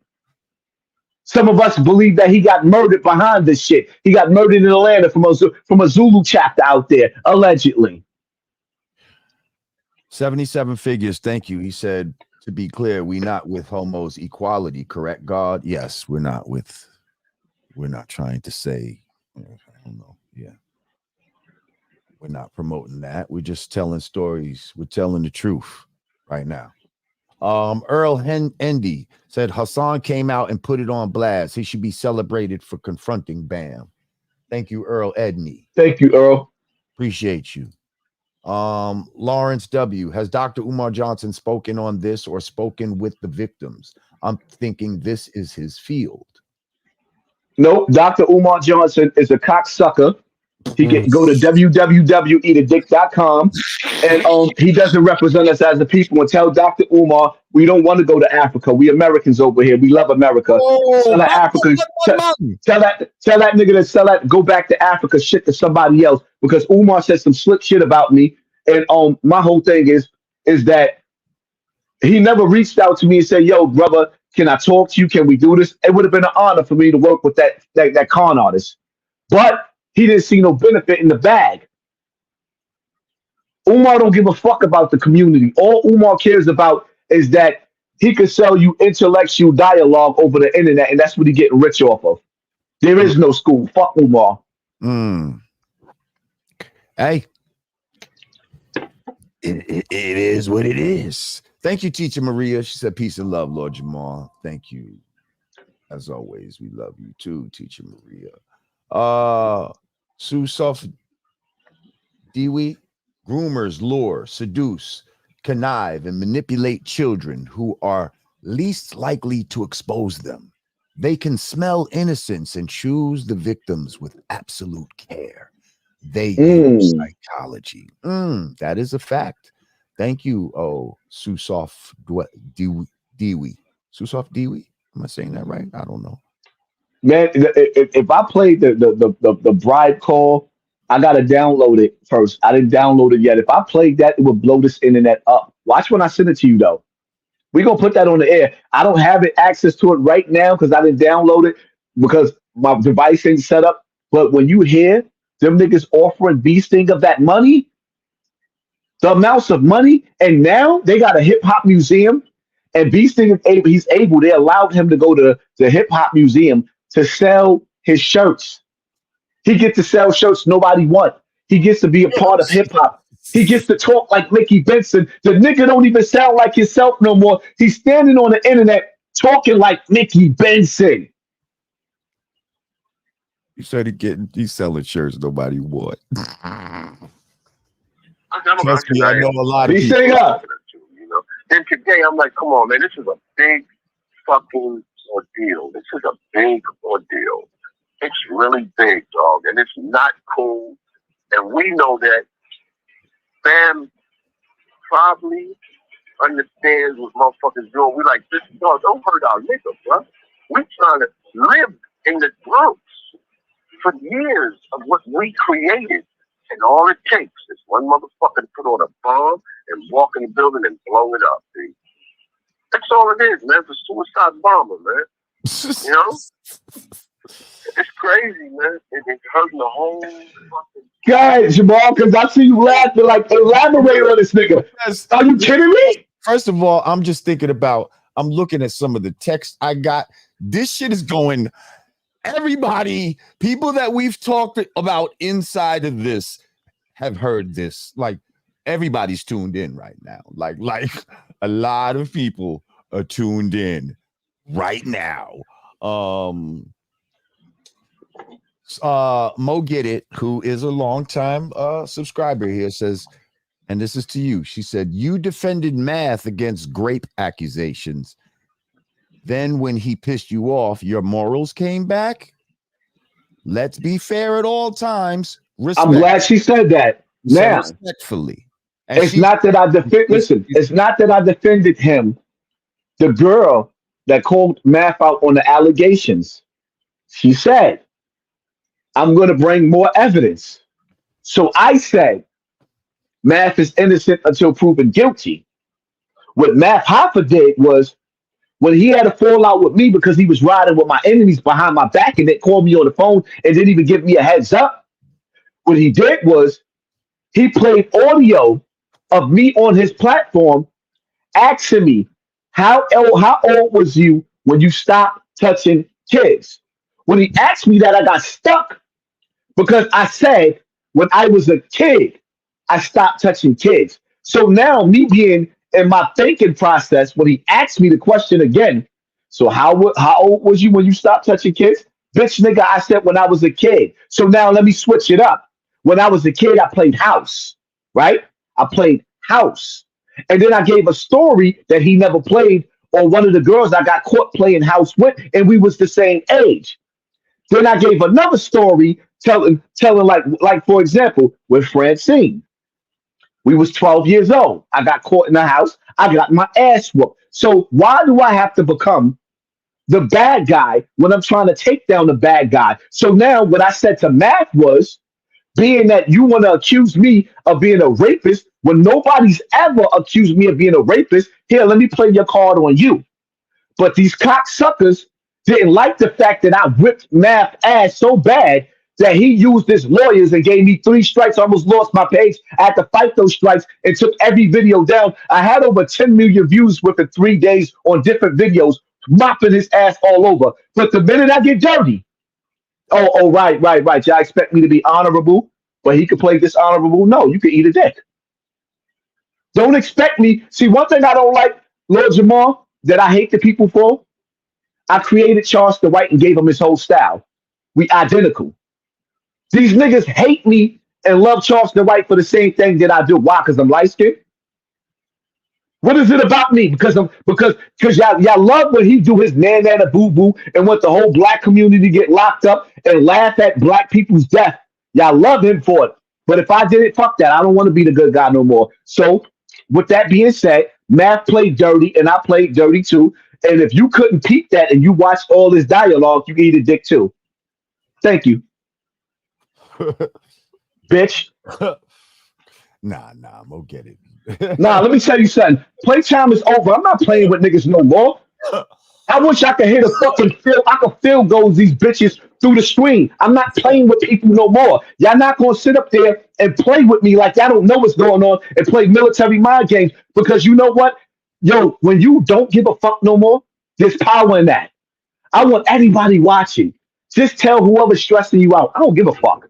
And watch your power come back. So now that you act like I did Math wrong, when Math did me dirty, he was disloyal to me. Nigga brought my enemy on his platform that put my address all over the internet and didn't even call me to say, yo, you know what? I slipped up. Benny brought this bitch ass nigga. He spoke on you. I didn't block it out. Let me give you a heads up. But yeah, at the end of the day, that's how I feel. Because at the end of the day, I was violated. And then when I violate back, bitch, you can't give me, don't put no rules on how I'm gonna fight a nigga back. Don't try to give me don't try to dictate to me on how to fight a nigga back that did me dirty. Y'all expect me to be honorable while everybody else fight dirty. Nah, motherfucker. I'm gonna flatten your tire. I'm gonna kick your kid down the step. I'm gonna spit on your mother. Fuck that. We playing dirty. Don't question me, bitch. Stay in the whole place. Opus X, thank you. Said, peace, family. What's your thoughts on the maker of Microphone Check recent appearance on the Culture Vultures channel, seemingly breaking code? Thank you for your donation. I think I spoke it on it already. It was disappointing. It was disappointing, and we can justify anything out here, I guess. But it was definitely disappointing. Go said, for the record, only female bees have stingers. Is that true? I don't even. I don't know. I don't know bee science like that, but that's funny if that's true. Shit. So, Lord Jamal, let me ask you a question, right? Yes, sir. So, is it safe to say that from here, where does hip hop go from here? I mean, is it safe to say now hip hop is gay? No. Yo, your face was priceless. Nah, I wouldn't say hip hop was gay. I would say that there's a lot of Lil Yachty. There's a lot of gay shit inside of hip hop, but hip hop inherently, I say inherently, is masculine, and it is not gay. It doesn't fuck with gay shit, and that's why you had to hide. That's why you had to hide all that gay shit in the beginning, because it didn't fuck with that. Even though there might have been people who fucked with it that were there in the beginning. But you see? Okay, here we go. Creation and participation, right? I could say that now. Oh man, now this is controversial. I don't want to make this analogy, but let's just say there's people who were gay, right? Just like how y'all say, people of this ethnicity. So what? So what that this nigga was gay, right? Because they wasn't putting nothing gay into hip hop. You see what I'm saying? It's not like he was taking homosexual, like busting in the bathroom became part of hip hop. You understand what I'm saying? Like if he took any of that shit that he was doing and incorporated that into the elements of hip hop, then that would have made hip hop some gay, you know what I mean? With a gay influence. But he couldn't do none of that shit outright. So he just hid the shit.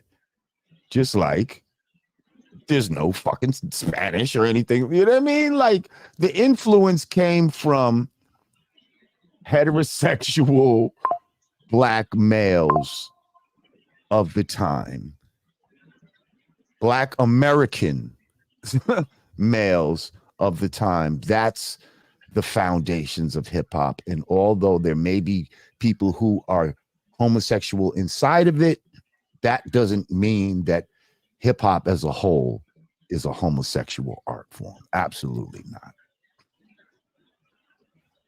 Even if it's one of its forefathers is gay. You dig? Because to me, it's the same fucking argument as whether if Bam was Jamaican. So what? He wasn't doing nothing that was Jamaican. So it doesn't matter if he's Jamaican. That doesn't make hip hop Jamaican. Do you understand where I'm coming from, sir? Absolutely. That's all. You know, it's crazy because when you look at Lord Tyree, I mean, not Lord Tyree, Peter Guns, he broke down in the early days of Bronx River how some of the OGs told him stay away from Africa Bambaataa because of what he was doing. When you look at the legendary Melly Mel, even though he running around right now, and I understand he's trying to feed his family, like there's nothing like being broke. There's nothing like being broke and not having nothing to bring to the table when you created this move and you was one of the founders of this shit as well. And you can't feed your family. Okay, so now you're on Sugar Hill Records, which is, you know, the first label with a hit song in hip hop, period. So, and they're signing a lot of the other groups. You're just, you know, one of many groups on Sugar Hill at this time. So you guys start dropping singles, and I guess Freedom was the first single. Yeah. Okay, and now the Smash. They sampled "Get Up and Dance" by the group Freedom. Later on, it was actually sampled by SWV. Who wrote the song "Anything." And actually, Freedom was supposed to be Love Bug Starsky's song. But he had a list, and she didn't want to record. You know, it's like they didn't record people that spoke in back in the day. Like Biggie had a list, but for people that don't know what a list is, like look, you know, like how Biggie be slurring his word like that. And it's called. What are we getting out of this? You know, and I should have cut it shorter, but he about to get to Africa Bambaataa. And see, once niggas put videos out, you can't take it back when it's on the internet. Okay, and then a few more songs came out. Why don't you get to that part? Because I don't even really like playing this nigga Yeah. shit. You feel me? So Bam was the competition, right? Was that the first electro hip hop record? Okay. No. Was that the first electro hip hop record? No. Okay, and were you close to Africa Bambaataa? But we all grew up together. I'm not saying we was close because see, what it was back then, it wasn't like it was beef, but it was always competition. So Bam was a competition. We had healthy respect for him because, we had this illumination. The anniversary, we would come, we perform, so we wasn't necessarily close, but we traveled the same circles. And when you fast forward years later, you hear about the accusations of Bambaataa, about the molestation charges. What's your take on that? Well, I mean, it's not like people didn't know.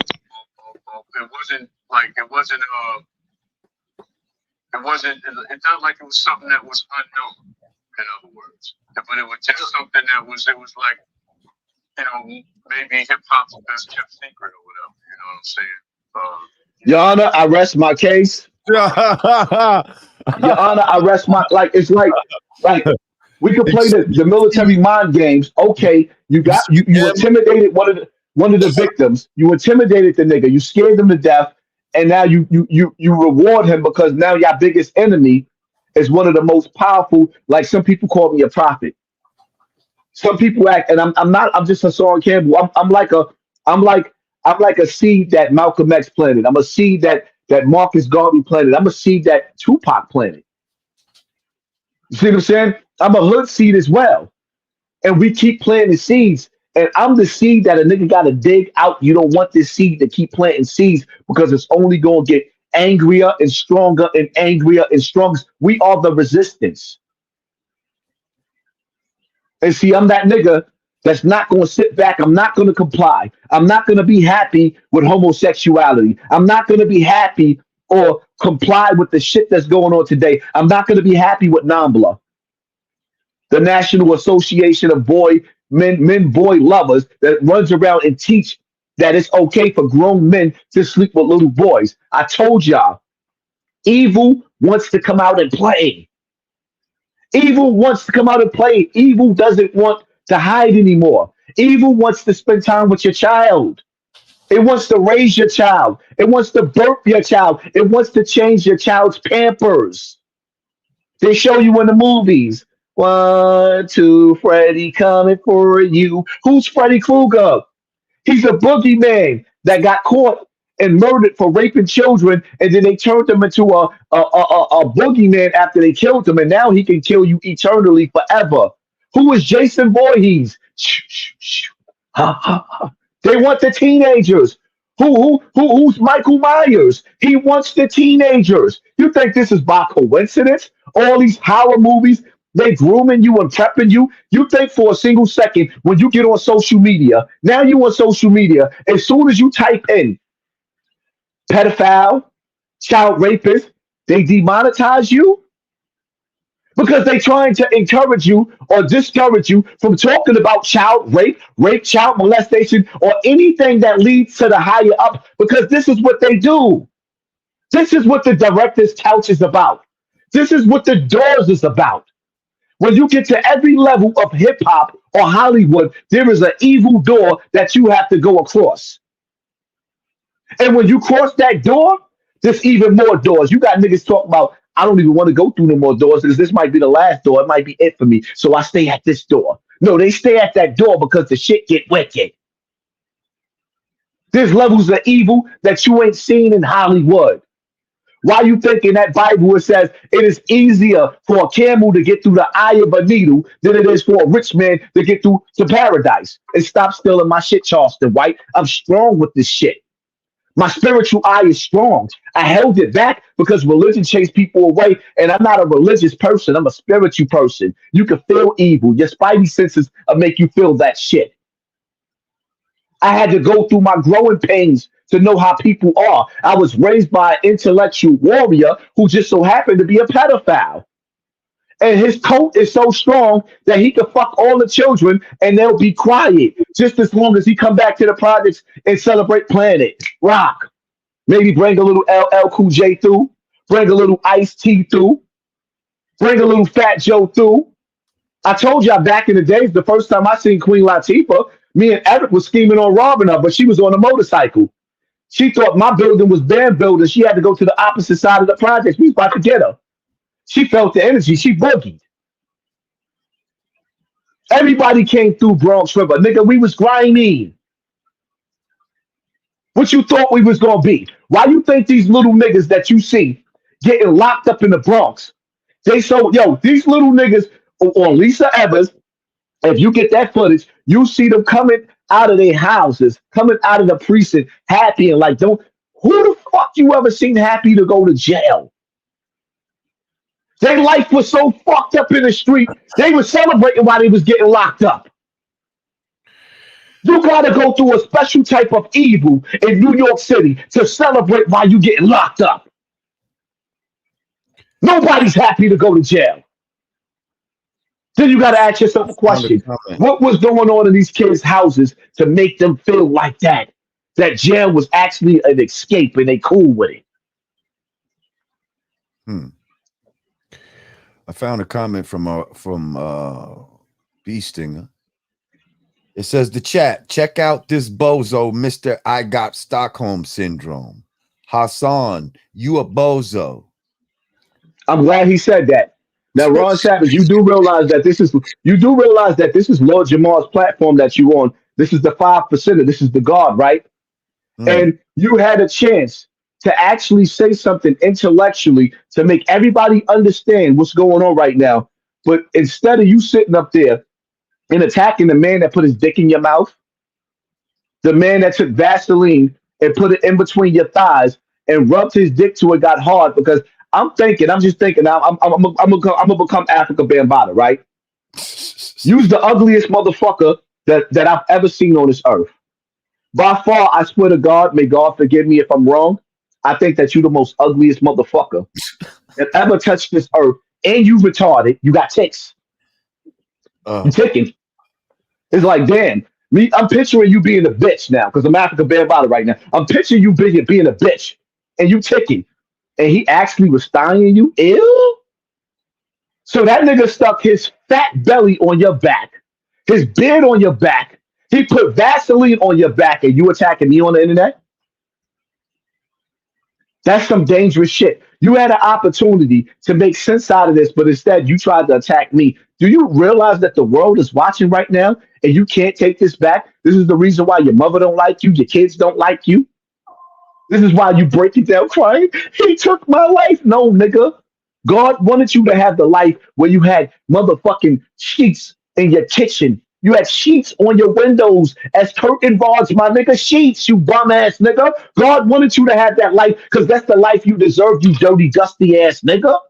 I know I'll be the clown, my nigga, but I ain't the one that fucked you in the butt, my nigga. I'm the one that came out to protect you against the nigga that fucked you in your ass. I'm the nigga that came out, and I'm the one that was trying to protect you against the nigga that had the grown man. He made the other grown man put a dick in your mouth that was so big you couldn't even fit the tip in. Oh yeah, in the book, Africa Bambaataa put Darom in the book as the biggest dick in the Zulu nation, and he made you put that dick in your mouth? He made you put this in your mouth? And you mad at me? You put this in your mouth, and you mad at me, my nigga? He had this on, yo, and this is what he put in you. In Africa Bambaataa's book, he's under there as the second biggest dick in the Zulu nation, and he looked at these. Yeah, this is what you put in you, and you mad at me? You right, these nigga. You right. Your counselor's not working. My advice to you, B Stinger, I think you need to get all your money back, or you need to turn your counselor's TV off. That nigga, he fucked you up mentally. They telling me to go to counseling, but look at you, my nigga. You still broken. Why would I go get counseling and you doing shit like this on the internet? Taking your shirt off, putting baby on you, talking about how much you love Bam. You's a nasty nigga, my nigga. And you make me put my reputation on the line. Because if it wasn't for you sitting up there crying victim, here, let me let you hear yourself again some more, you faggot ass nigga. Listen to yourself, my nigga. Let's get back to you listening to you. Hurt the whole family, and his motherfuckers are like, yo, I don't believe it. None of us believe. None of us believe. You're like, oh my goodness, are you kidding me? It's crazy. 57, 10 kids, got wives, got family. Zulu was big as a motherfucker. Niggas want to tear it apart, dude. They want to tear us down. Not dangerous beast Stinger. The whole system down. Why? Because no one wants to believe that we are the first family of hip hop anyway. That's what they want to take. Right. They want to take that. They want to take that back from us. And now I ain't gonna say my leader because he ain't a leader. He's a co-founder. Yeah. Mr. Big is a co-founder. So Bam is not the founder. He's one of the co-founders. And he's one of our biggest co-founders. You know? And we give that. We like, okay, we're looking good. And then next month, next week, next month, somebody has, over Bam. And I'm like, oh man, he's back, man. This shit is not cool, B. You got me, you got Biggs, and me and Biggs, you know, we don't talk to people all the time. But when you call, we pick up. Yo, what's up, my nigga, Big T, what's up, man? You know what I mean? Love. Nick, hold on, I gotta get a car. Hold on. That's him playing him again. I gotta get a call. That's why I called that nigga in the beginning Kaiser Sose, because he act like he retarded. Or let me go pick up a call. He ain't on no fucking call. He know that he recorded a nigga and he playing him. Straight playing them. But when you hear the other call with them offering the money, they was talking about B Stinger. It's 11 o'clock, man. 11 o'clock. And you on time, call the fucking dude, you sleeping and shit. You're so right. Yeah, I can go for it too, man. Come on, fuck out too, man. Mickey talking to somebody else while B Stinger acting like he on another phone call. Nigga Kaiser Sauce said he knew what he was doing. Call that motherfucker, man. I'm telling him to come downstairs. Bro. I'm like, bro, I'm upstairs. I'm going to talk to him if you don't come downstairs today, bro. And I'm looking like the fucking money, bro. But this is how this nigga talk to you, B Stinger, but you mad at me? It's a little muffled. Yeah, because he talking to somebody in the car. He trying to muffle it out because B Stinger acting like he not listening to him. Yeah, sorry.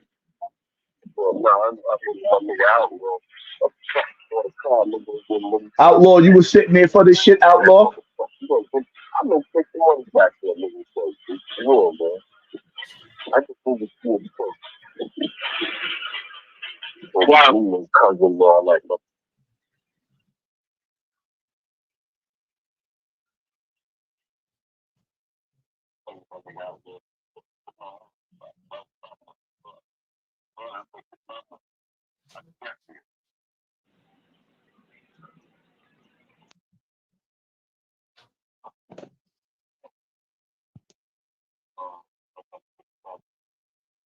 Well, Lord Jamar, I'm gonna pause that and let you talk for a second because I think I might have a little emergency. Let me see something. Okay.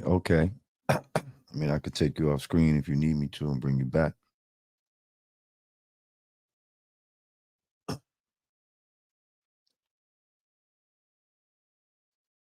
Or you got to change your phone. Turn it the other way. Put it in landscape.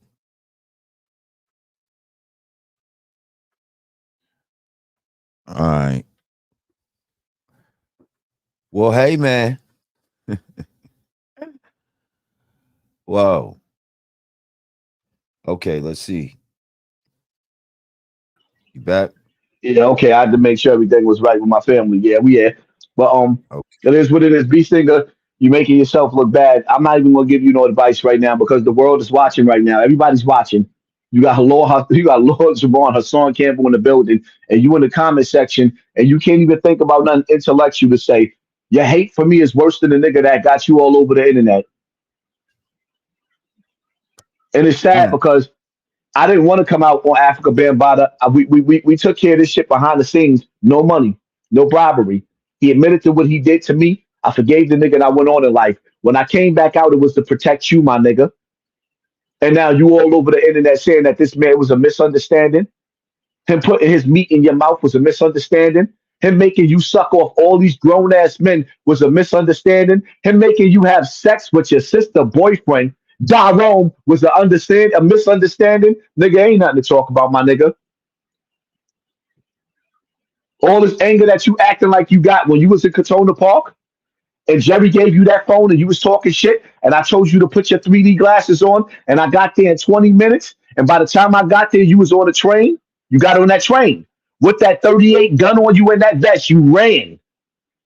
You had a gun on you that day in the vest because they tried to set you up to be a test dummy and niggas convinced you that Poppy's going to kill you. And you got on that train. I'm not going to hurt you no more, Beast nigga, because I realized that's what Africa Bambaataa and the rest of his goons want. They are actually setting you up for me and you to have a showdown with each other so he could come back out of hiding. Nigga, you're not worth it, my nigga. I'm going to run from your nasty ass. You different.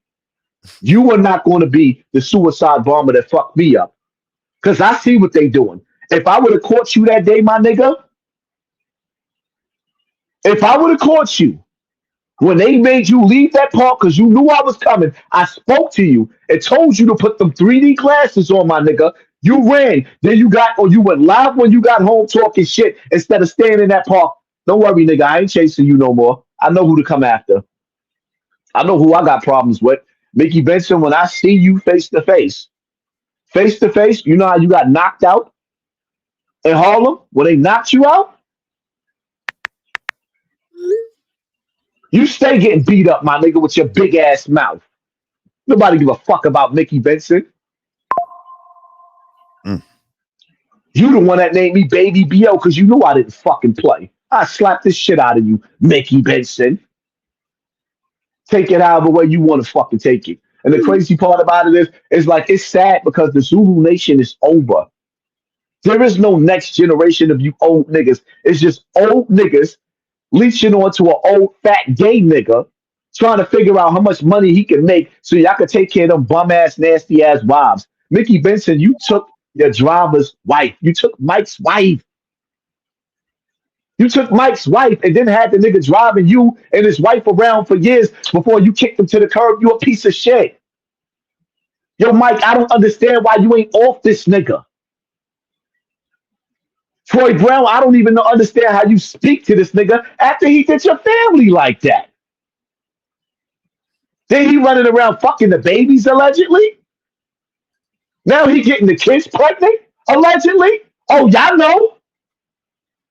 That's why y'all can keep Braun Trevor. That shit is fake. The house that Bambaataa built. Fuck y'all. It is what it is. Ron Savage, you can eat a dick up till you hiccup. You can have whatever you like. Like it grande, my nigga. Yo, you This nigga Lord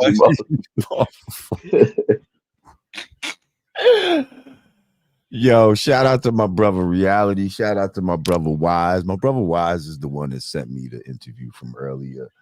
Shout out to Wise, man. Yeah, he been fucking with your shit for a long time and shit. Oh man. The real gotta relate every time, man. But everybody gotta understand everybody ain't real. And see, it's like when you have a fucking pencil. See, when you got a pencil that's unsharpened or got a nice little tip, that motherfucking pencil ain't never put in no work. You ain't write no essays. And it's just like it in life. A motherfuckers that ain't never fought no battles, ain't never been through nothing, always telling you what they would have did in the situation. You niggas is still living in the projects, still living in tenement buildings, still living in the apartment that your grandmother passed down, and you telling me what you would have did in life? Nigga, you can't even get your life together. How you telling me, Swipe? You on the internet where they paying you for your thoughts. You get a penny for your thoughts. And you mad at me because I'm getting a penny for my thought, but you telling me what you would have did in my situation, nigga, you starving. Don't give me advice. Take your own advice. I can go out there and air Africa Bambaataa out. Nah, I'd rather let him live, nigga.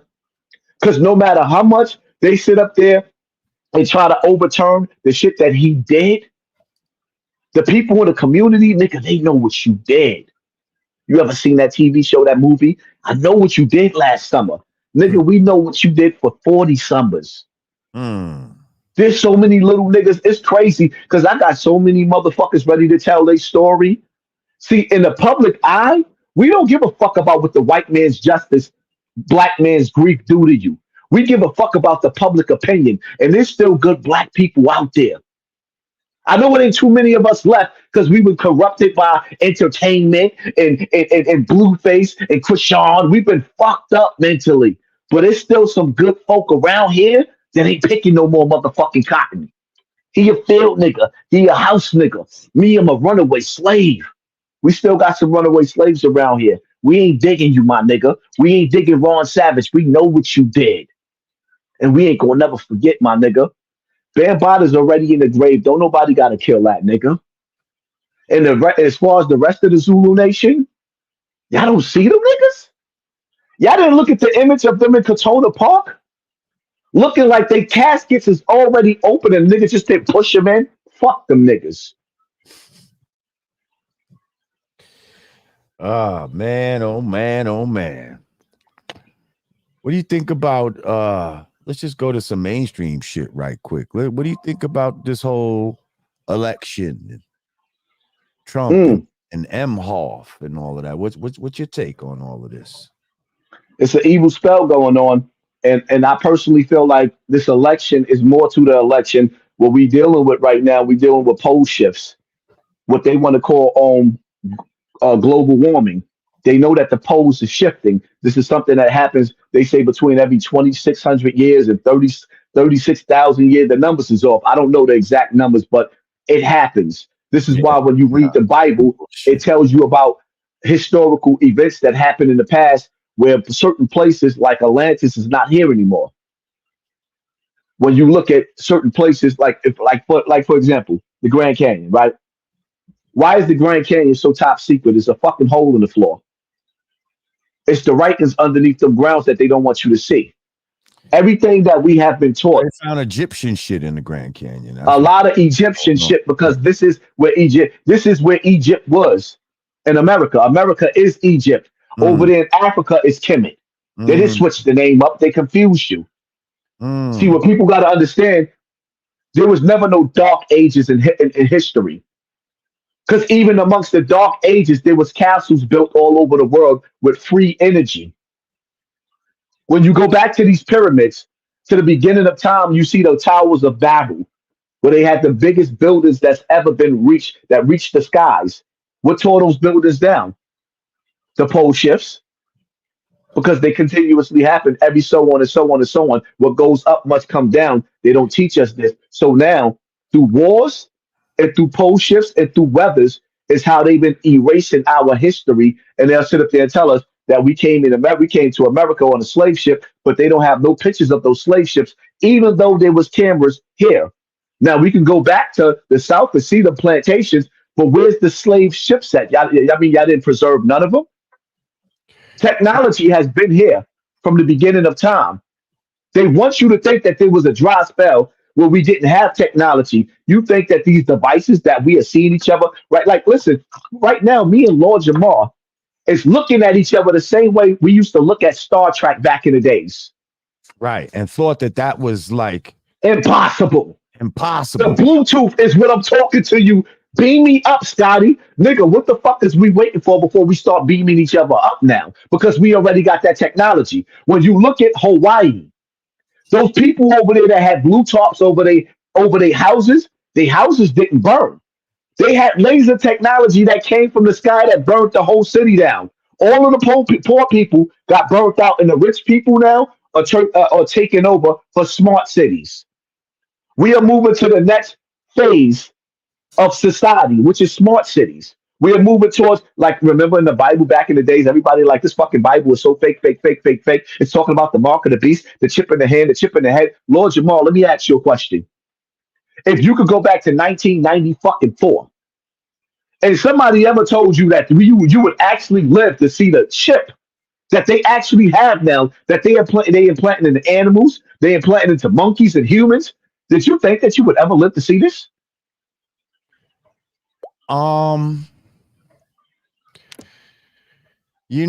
see, I remember Dick Tracy in The Watch, where they was talking to motherfuckers through the watch and seeing the motherfucker through the watch. And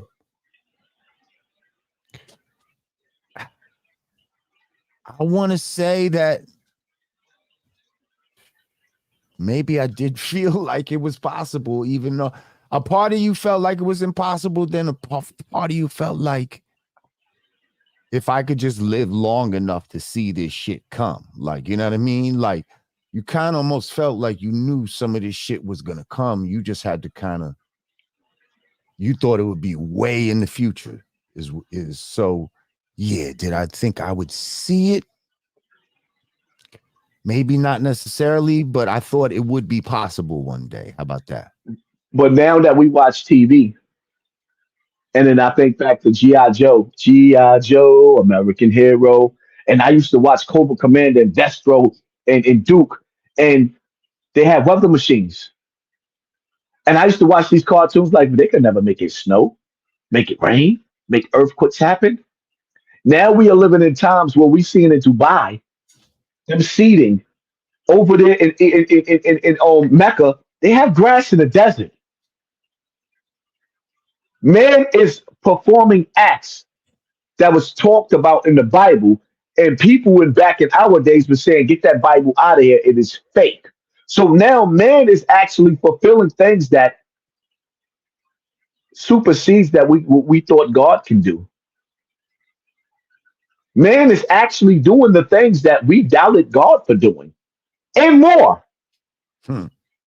So now when you watch a TV show, Yeah, they're trying to definitely position themselves as God. They're they definitely have put doing that. themselves in a position where science have superseded magic. Do you believe in magic?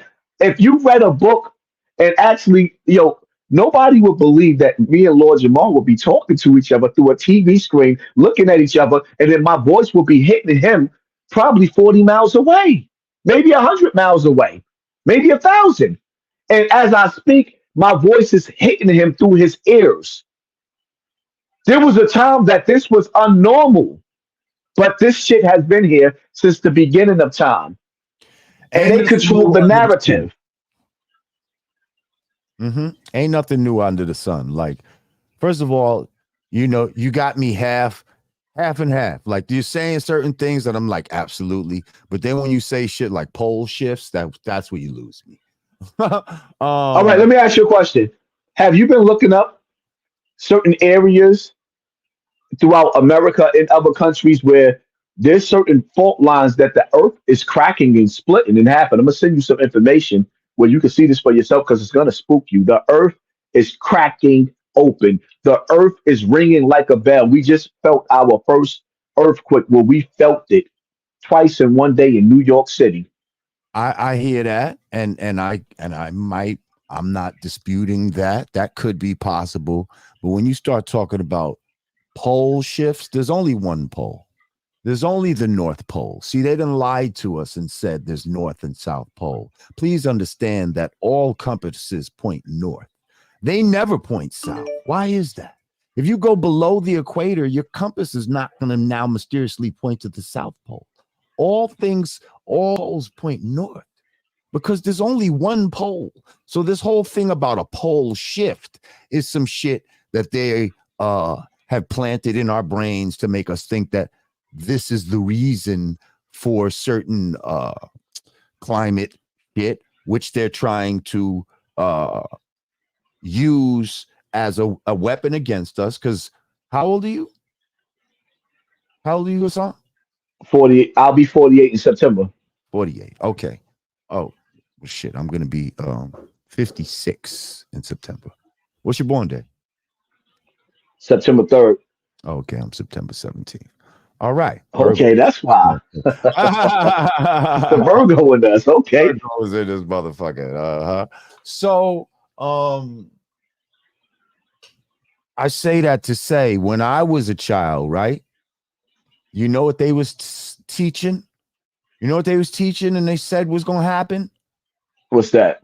It was going to be a new ice age, my guy. That's what they was teaching. That's what they was scaring everybody with.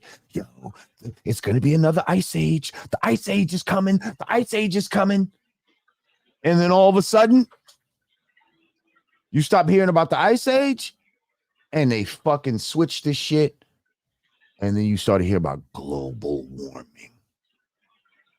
So we went from we was going to have an ice age to now this shit is going to get hot. Which is it, motherfucker? I mean, they was just as sure as this global warming is now. It's not both. But see, first of all, they're fucking with the atmosphere with these chemtrails and all that. This is what's fucking with the weather. This is them trying to be God. You know what I mean? So now if they can do certain things to try to heat up the thing and make it look like, hey, look, it is heating up, but you're doing something artificially to do that. You understand what I'm saying? Like when they tell us about ice ages that took out this and that and da da da da da, like I don't trust these motherfuckers as far as I can throw these bitches. Hell no. So I'm not relying on their research and all of this type of shit or things that are supposed to be known facts and all of this type of bullshit. Like we got to do our whole scientific shit from scratch. Because these motherfuckers been lying about the most basic of things.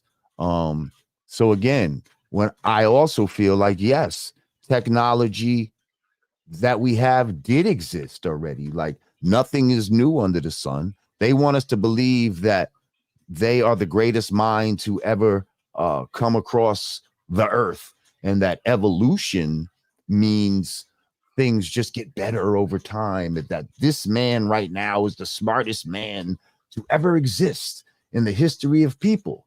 That's what they want you to believe. You see what I'm saying? But we might fuck up. Where is cyberspace?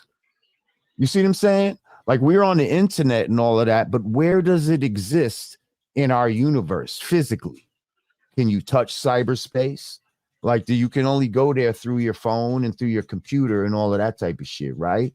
So what if there's other cyberspace that we don't know about? There could have been websites that the original people from back then have. You understand what I'm saying? But we just don't know what it is. We doing www. Their shit could be 777. We don't fucking know.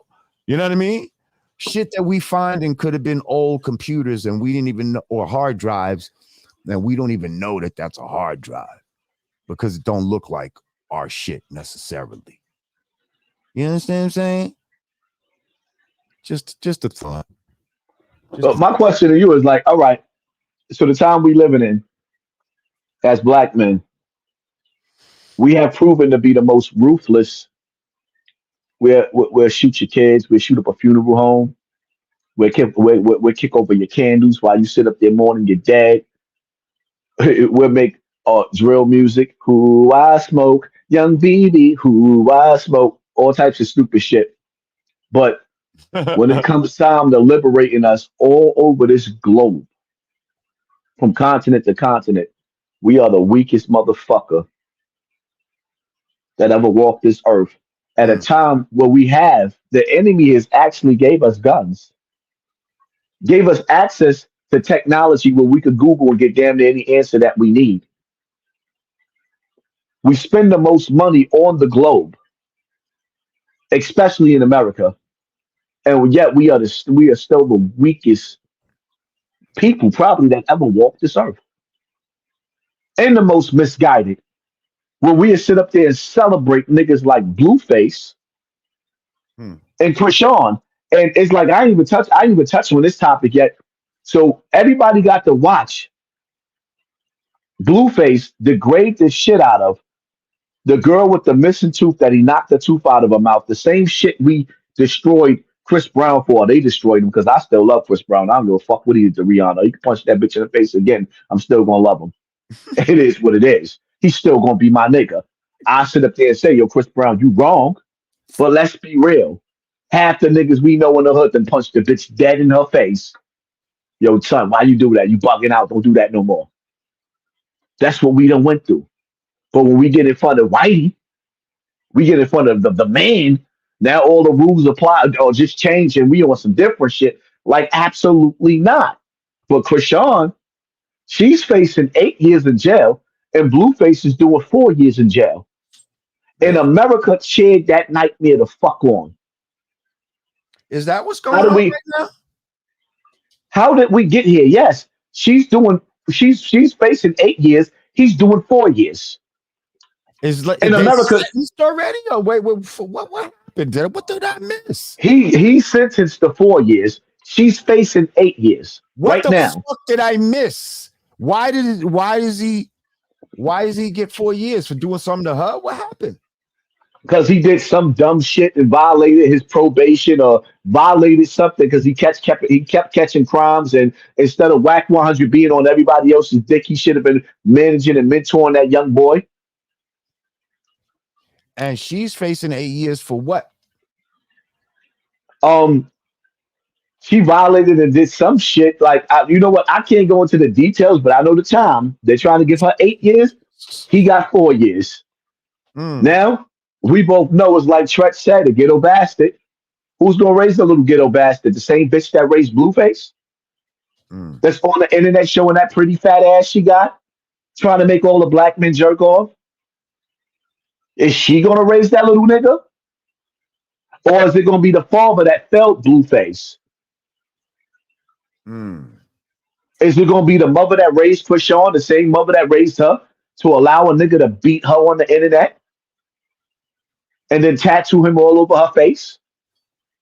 Inquiring minds want to know. Welcome to Black America. where anything fucking goes. Whoa. Mm.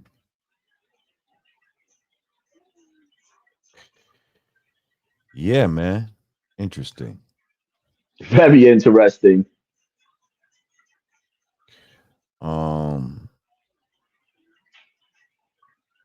This motherfucker. I'll just read some of these comments, and some of these motherfuckers just. Some of them are trolls. You can't pay Yeah, attention to everybody. yeah. They will I throw your game. They will throw your game off. And when you speak in powerful, they're gonna inject themselves in the comment section, and you like, hold on, what did you just say? right. Because the reality of it is, when you sit back and you actually play this over, and you like, hold up, you high as shit right now. That la la la got you twisted, and you like, did he really just say Blueface is doing 4 years in jail when Krishan is about to do 8 years in jail if they don't give her some leniency? Who raises the little ghetto bastard? America? The hood? Well, that's who's Who nigga? raising. That's who's raising most of these ghetto bastards. The internet. The internet is raising these motherfuckers, and the internet. And see why shit is so depraved and immoral is because the internet is rampant with porn. First of all, the reason why a lot of these motherfucking predators started coming up, right? Back in the 60s and all of that is through the sexual revolution. All of a sudden, sex was being peddled every fucking where, like Playboy and Penthouse and Hustler and all that was some new shit. Like before that, people wasn't fucking seeing visuals of other people having sex. You know what I mean? Like, and all of that type of shit. We thought, yeah, that was cool seeing it and you know what I mean? Thinking that it's helping us get pussy and all of this type of shit. But all of that led to where we are now with the degeneracy that we see now. Shit that you thought was innocent, like Playboy. That motherfucker was psychologically trying to bring our mind somewhere. Just, you know what I mean? It's death by 1,000 cuts. You just a little bit here, a little bit. We keep pushing just a little bit. And now you got motherfuckers. It opened us up to homosexuality because now you have a man that would never touch another man. Like, nah, that shit is gay. You got a woman. You pushing this onto your woman, where your woman, you want your woman to touch another woman, and that's the most diabolical shit that you could do to a woman, to ask her when she's a straight woman. When to ask a straight man or a straight woman to do to the same sex is diabolical, and you're hurting and you crushing that person. And because you let their nightmares infiltrate your dreams by watching the internet or watching those cassette tapes back in the days, or the slight porn where they started introducing certain things where you watch certain channels on cable at after hours because you had to be up in the middle of the night. Now it's like everything got soft porn or porn on it, the way that they introducing you to this shit. And the reality of it is like, I used to get mad at Farrakhan, right? And so I started like really, really thinking, why would Farrakhan say Eddie Long is still my brother? Why would Farrakhan say Dr. York is my brother? And if you know Dr. York, Eddie Long, and R. Kelly, what they all have in common is touching children. Mm. And then when you sit back and you analyze how we was talking about dog breeding, right? I realized from breeding dogs that you could pass traits down to other dogs. When you breed people, you pass traits down. So what happens when the slave master comes inside the barn and he got you forcing yourself on to a child? Now this child gives birth to a child, and this is all through our bloodline rape. They passed it down to us. So now I guess I understand now why I was so comfortable for the pedophile of the family to still be at gatherings at Christmas dinner or Thanksgiving dinner, because people understood through slavery that psychologically they put a poison in our blood that you can't beat out. You got to breed it out. So now you got a pedophile that exists in the family. some of us feel like this motherfucker gotta die, and then other people feel like, nah, it's not his fault because you can't beat out what's in the blood. And through slavery, they've infiltrated us and made some of the most evilest shit normal. It's not normal for a black man to get on top of a black man. It's not normal for a black woman to get on top of a black woman. That is not our practices. It's not normal for a grown man to look at a family member or children and say, hey, I got to have me some of this 12-year-old, especially. See, because they convinced us that there was a time where you didn't even live to see 30 years old. So I could understand in those times where you said, okay, people didn't live that long. You got people breeding at the age of 12 or 13 or 14 because you didn't live that long. You didn't even live to see 33 years old. All right, cool. They was breeding. This is part of their tribe. To whereas we in our time, where there's all these grown men, women around, all these grown men around, and you got the women getting locked up for aiming at the children, and the men getting locked up because they aiming at the children. You a sexual deviance. And those times they understood it because we was fresh off the plantation. In today's time, I'm never gonna understand it, but I get it. I understand Farrakhan's mindset now because he understood where it come from. To whereas we never really got a chance to be on the plantation, but we are the offsprings of slavery, crack, coke, dope, apartheid, oppression, and everything else that I'm forgetting and you can't even name. We the offsprings of that. We are the worst of the worst of generations, and that's why we have this drill movement now. These little niggas are hurting so bad. If they tell you I'm a killer nigga, they just killed the nigga. They're gonna go to the studio, rap about it, then come home and kill a nigga again. And it's so bad and they so real, they dying left and right. Our generation, niggas ain't never seen Jada Kiss kill shit. Niggas ain't never, ever, ever seen Nas pull a trigger and kill shit. I'm not gonna say that these niggas wouldn't have stood tall if you bumped into them in the alley somewhere. I'm just saying we were smarter than this shit. Once you became it and you was in that limelight, niggas was like enjoying and living their stardom. You ain't never. I mean, Jay-Z might have got locked up. Okay, one incident in the club, nigga stabbed something, but he wasn't trying to get locked up again. These niggas are catching multiple bodies. The little nigga K Flock was a fucking serial killer, allegedly. Mm.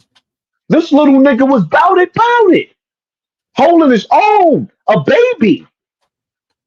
The mama said she sent them outside early. Grown men are scared to be outside today because we don't want to lose our family. We know if we go outside, we got to have a gun on us everywhere we go. We know the police going to see us. They're going to pull us over. They're going to search us. So now we try to stay in the house because it's like, you know what? What's the point of going outside? If everywhere you got to go, you got a gun, why are you standing on the corner? These little niggas don't give a fuck. We got to have this conversation with them 20 years from now where they got a full-grown gray beard and we in our 60s and 70s, and now they coming home from jail trying to figure a way out who gonna let them sleep on their couch. Will they be allowed in smart cities? Sagan Yahawada. Thank you. So Lord Jamar, I thought you asked about the election. We get off the election, right? The election. The election, I mean, let me say this, right? If you think for a second, that the powers to be, these people been in power from the beginning of time, passing down power. If you think that they're gonna let you vote and get control of their nuclear weapons, their arsenals, their technology, if you think that your vote is that powerful, you're fucking stupid. You're absolutely stupid to think that you're gonna vote the powers to be out of power.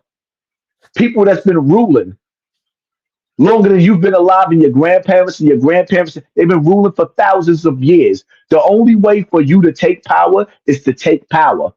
And before they even allow you to take power, they already convinced you that like how we say, because we stupid, oh, these motherfuckers is cave beasts. Nigga, you living in the projects in the cave and you brag about that. We're talking about they cave beasts where they living up there. They got the caves where all your resources is at. Then they come in your community in Africa and send your dumb ass in the cave, make you dig out the biggest goddamn gold nugget or the stuff that makes batteries and bring it to them and then go back home. The cage is where all the resources at. And the cage is where you go when because I believe in pole shifts. I most definitely believe in the pole shifts. I definitely believe in earthquakes. We see earthquakes. I Yeah, we believe in see earthquakes. tsunamis. You've never seen a South Pole. You've never seen a magnetic pole in the South ever. That's Well, what I do know that the earth definitely rotates and we see it and we feel it does not rotate. move at all. No, you don't. No, you don't. It You does really not believe that? rotate, and it does not move at all. What's above you moves, but the earth does not move at all. You don't feel anything moving. There is no quantification. There's been tests done to try to see if it's moving. Check out the Michelson-Morley experiment. This thing is not moving, sir. What's above Well, you? I mean, I say to each his own. You believe. I I let you mean, believe no, what it's you not believe. about believing. This is about studying. See, I've done my homework in this area. This is not just about belief. You know what I mean? So, Like, so let me ask you a question, right? mhm. If the earth doesn't move, then how does these cities, right? Because there's underground countries and underground cities that's at the bottom of the ocean historically that we're seeing, and some of these civilizations that they're finding are more advanced than what we were, and they're underwater. How did they get underwater? First of all, what would the earth spinning have to do with anything being underwater? First of all, it got underwater because the water rose. Simple as that. Water can recede or it can rise, depending on the container that it's in. First of all, water needs a container. It cannot magically mold itself to a ball, especially a spinning ball. It would squirt off, like it would just shoot off in all directions. That's ridiculous. To think that people are upside down on a ball, walking upside down, is like child shit. Like to really think that people are sideways walking around on a fucking ball is fucking ridiculous. Like it's only something that a child would only accept. So the reason why things might have been higher or lower civilizations that you find under is because things get put on top of it. They build up, we build upon civilizations a lot of time on top of other civilizations, was make shit go higher. Water can rise up and all of that type of shit. When they lower the water, voila, there it is. That doesn't improve anything about a spinning landmass. If it's spinning at 1,000 miles an hour, where's the 1,000-mile-an-hour wind, sir? So I just asked all the right. So question. we Spinning know at the 1,000 salt. miles an hour, where are the 1,000-mile-an-hour winds that we should be seeing? And it should all be going in one direction. Why don't we see that? It's a good question. Just like me sitting up there asking you, um, you have the ocean that meets, and it's crazy because I was just on the cruise and I Mm-hmm. actually got to see where the And it looked ocean meets. mad flat, didn't it? It looked like a No, no, flat no, no. fucking Where plane. salt water meets fresh water, but they Mm-hmm. do not intertwine. Okay. What is that invisible barrier That that just has stop to do, that's those? just the density of different liquids. The same way you have a cup, right? And uh you have, let's say, jelly or something at the bottom. Then you have a different sand, and then you have something else. Each thing is different depending on the density. So the salt water is going to be more dense because it has the salt in it. So it's going to be heavier than the fresh water. That's why the two don't mix, sir. It's basic science. But no, it's not basic science because if I go in your kitchen right now in your house and I put some salt water, fish water, and I get some fresh water, fish water, and put it in a bowl, you're gonna be drinking salt water.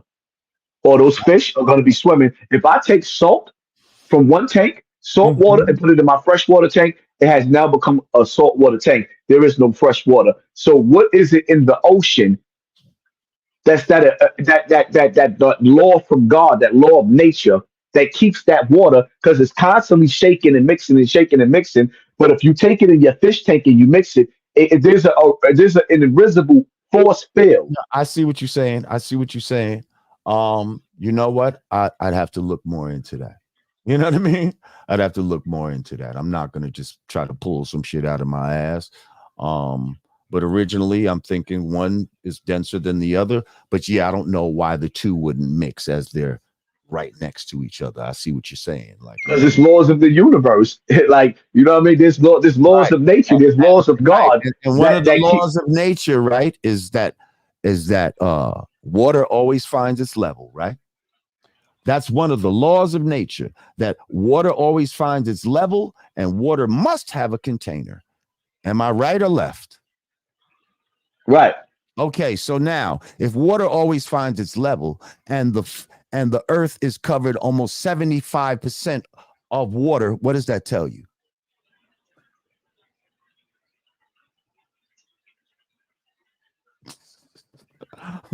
That the shit is level.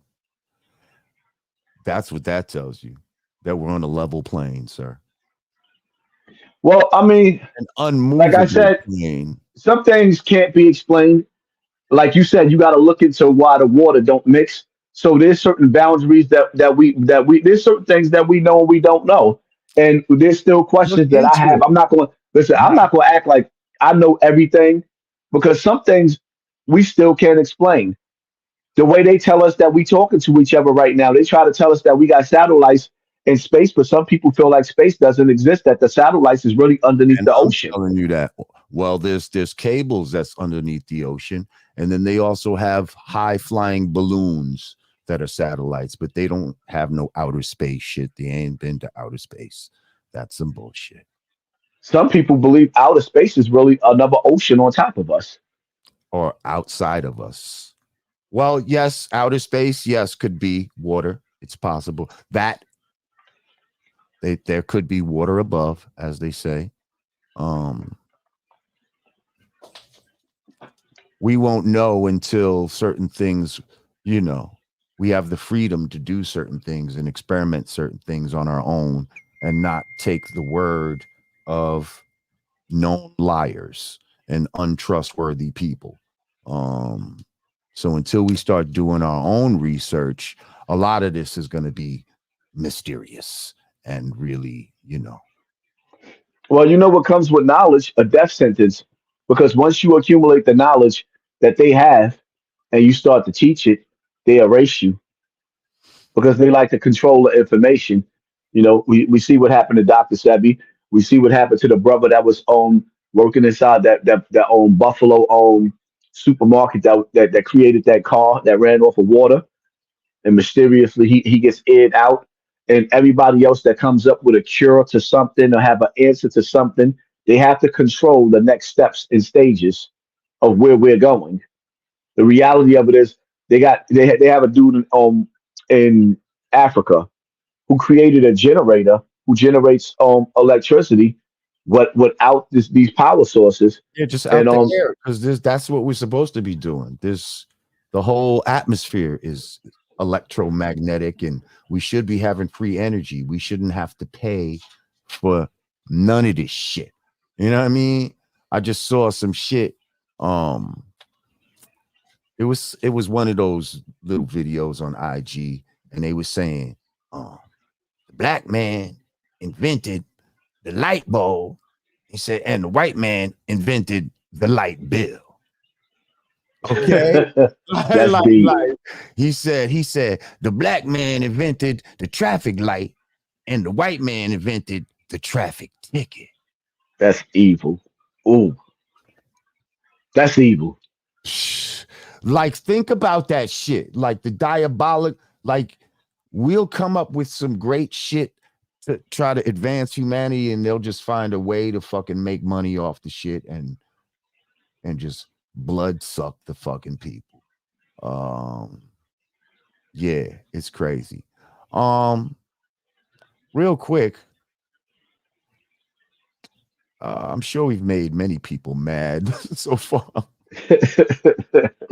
and I'm just gonna go ahead and make them a little more mad. I want to play a song for you that we played last week, but now my man actually has it up for streaming, and I want to play this.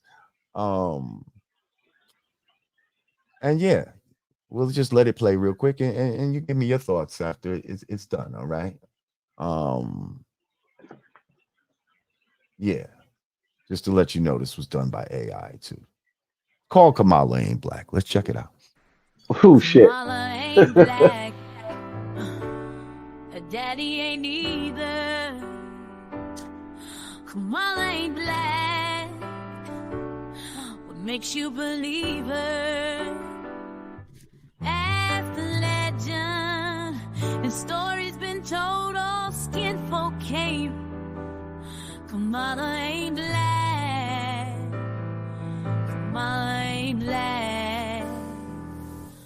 That bitch is Indian.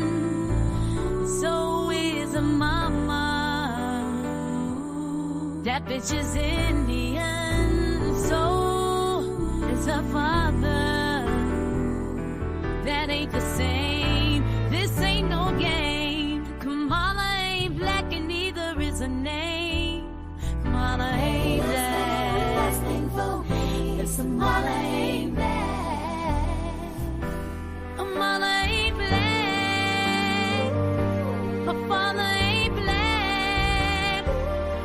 Her sister ain't black. So don't bother. The Kamala ain't black. Her father ain't black. Kamala ain't black. So don't bother.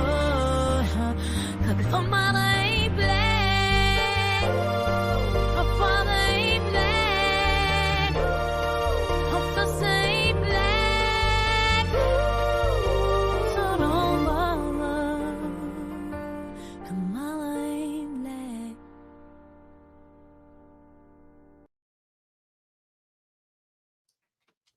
Thank you.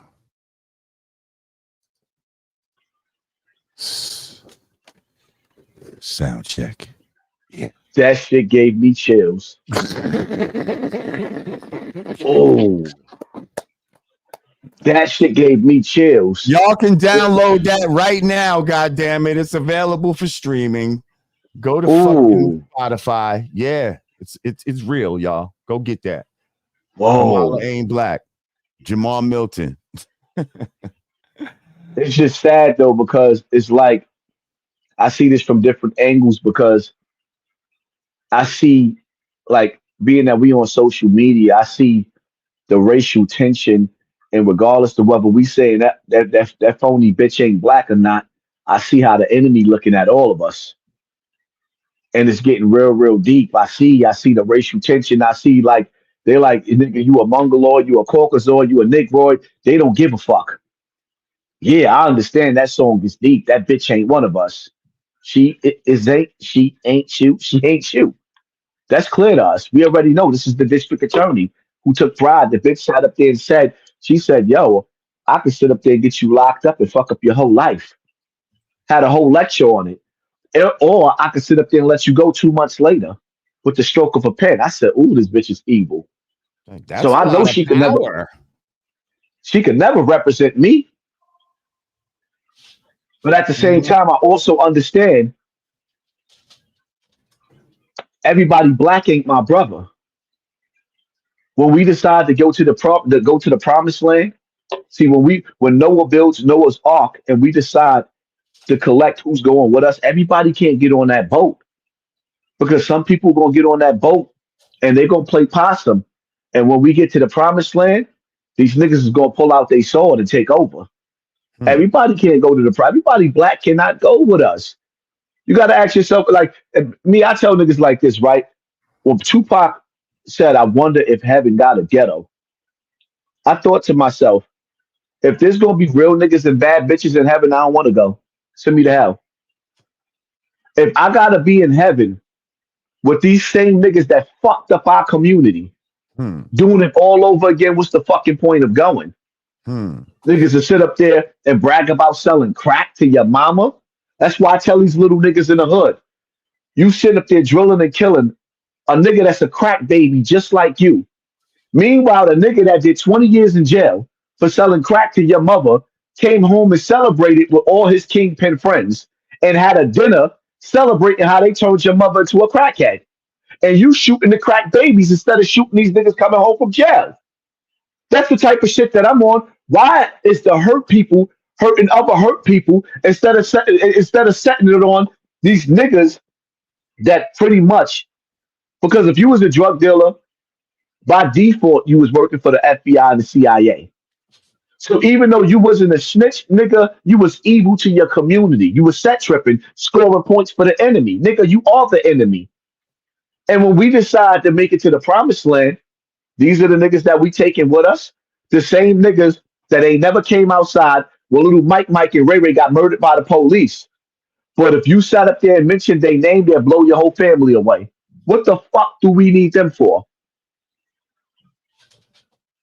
You see a real nigga and a bad bitch, get the fuck away from them as fast as you can. Because the motherfuckers that make the world go round is the nurses, the sanitation worker, the motherfucker that's sitting up there on the subway, making sure that train is working every day to get you to work. A real nigga and a bad bitch, half them real niggas was standing outside on Bronx River Avenue. And I'm sitting up there like, yo, why these niggas is always outside 7 o'clock in the morning? You know why? Because that's when the school kids come out. Junior high school, you know, when we was going to high school, a nigga that's in the 9th grade couldn't get a 9th grade girlfriend because the niggas that was 25 and 26 was fucking the girls that's in the 9th grade.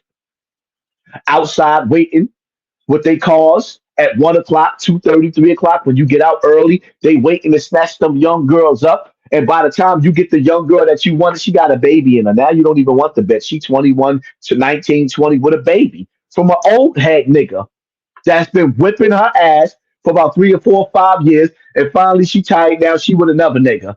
And you like, damn, this is how I get her. No, we didn't want her. 9th graders couldn't get a girlfriend. All the old niggas was fucking them. Real niggas and bad bitches, y'all can have them.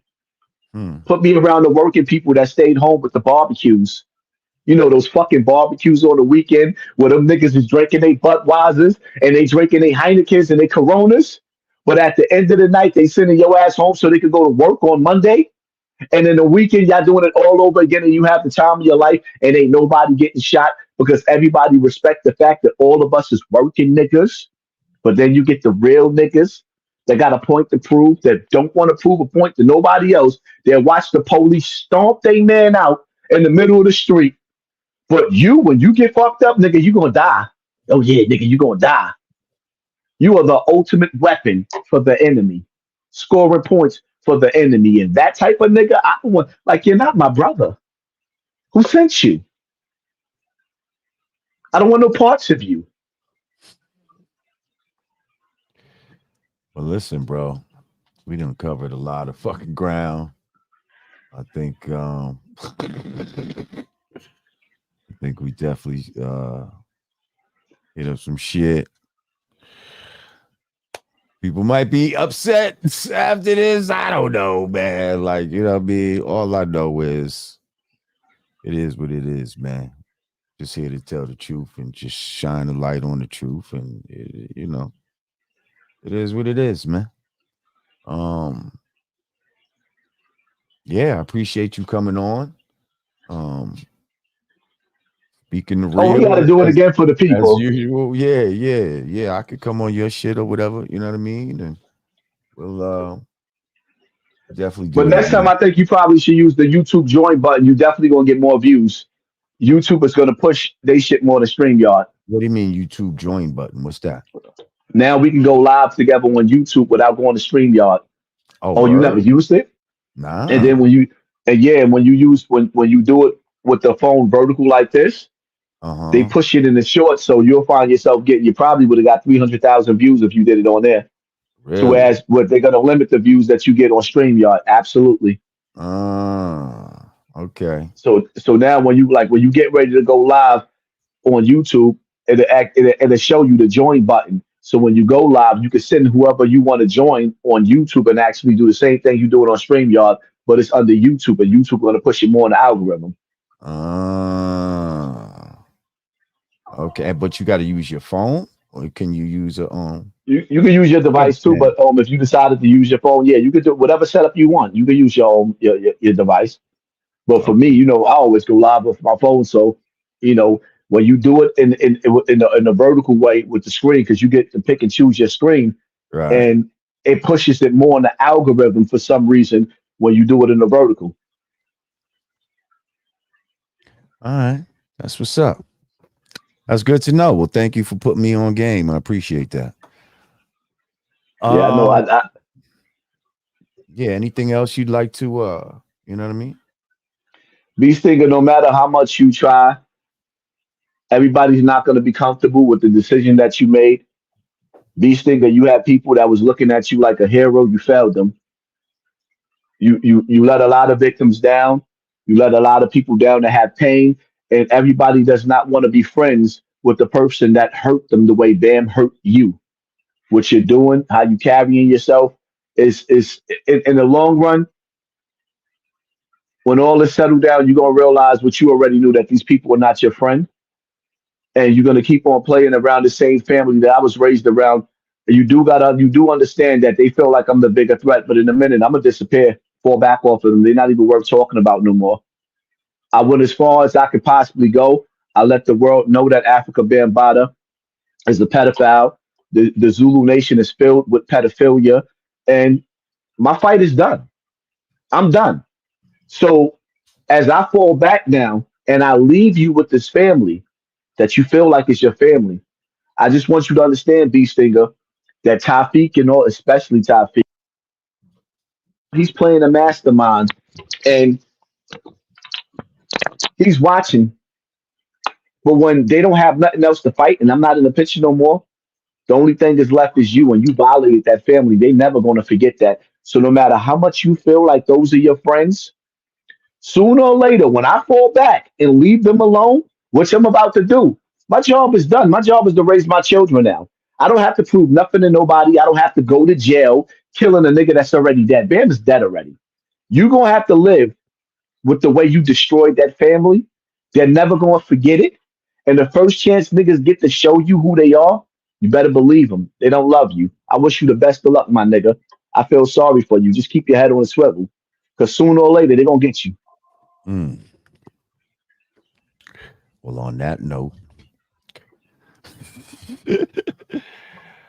getting ready to be out of here, yo. I appreciate you coming through. Um, and yeah, salute, bro. Yeah, this was epic. This was Yeah, definitely yeah. epic. It's a good feeling to be sitting up here with the legendary Lord Jamar, a nigga that I was sitting up there listening to while I was in the child. Like I'm never afraid to give props where props is due. Grand Nubian was crazy. I It was crazy. appreciate you, bro. I appreciate you. Um, well, yeah, we definitely shit. We could do a whole other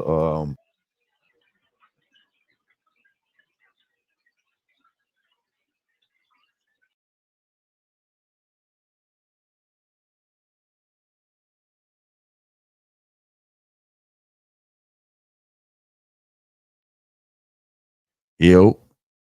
I don't know what just happened.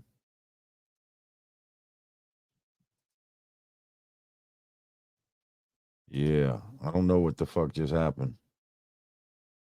Shit just like kicked me out real quick.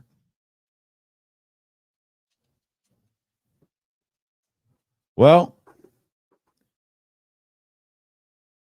uh yeah, that concludes tonight's episode. Thought y'all might enjoy uh I'd enjoy that. That's right. Shout out Kamala ain't black. Y'all can go to what Spotify and get that. I'll put the link in the description. All right, but shit, I appreciate y'all coming through. I'm getting ready to go get me something to eat. Make sure you click that like button, the share button, also the subscribe button if you haven't already done so. Make sure you click um that notification bell, and then make sure you click all. yes, the likes and shares do help with the algorithm and all that type of shit. Especially if I guess you're not doing it straight through YouTube like he was just talking about.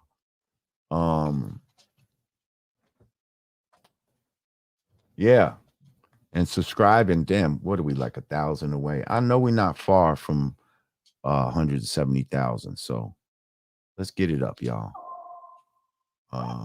Once again, thank y'all for coming through. Y'all have a safe rest of your weekend. Oh, shout out to everybody that came out to Coney Island on Saturday. That was crazy.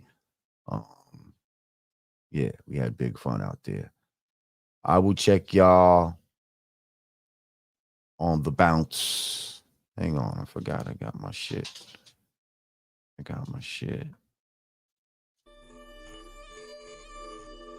We out. I want to thank my guest, Hassan Campbell. B Stinger was in the house. Shout out the whole Godcast family. And yeah, I'll see you on the next one. Peace.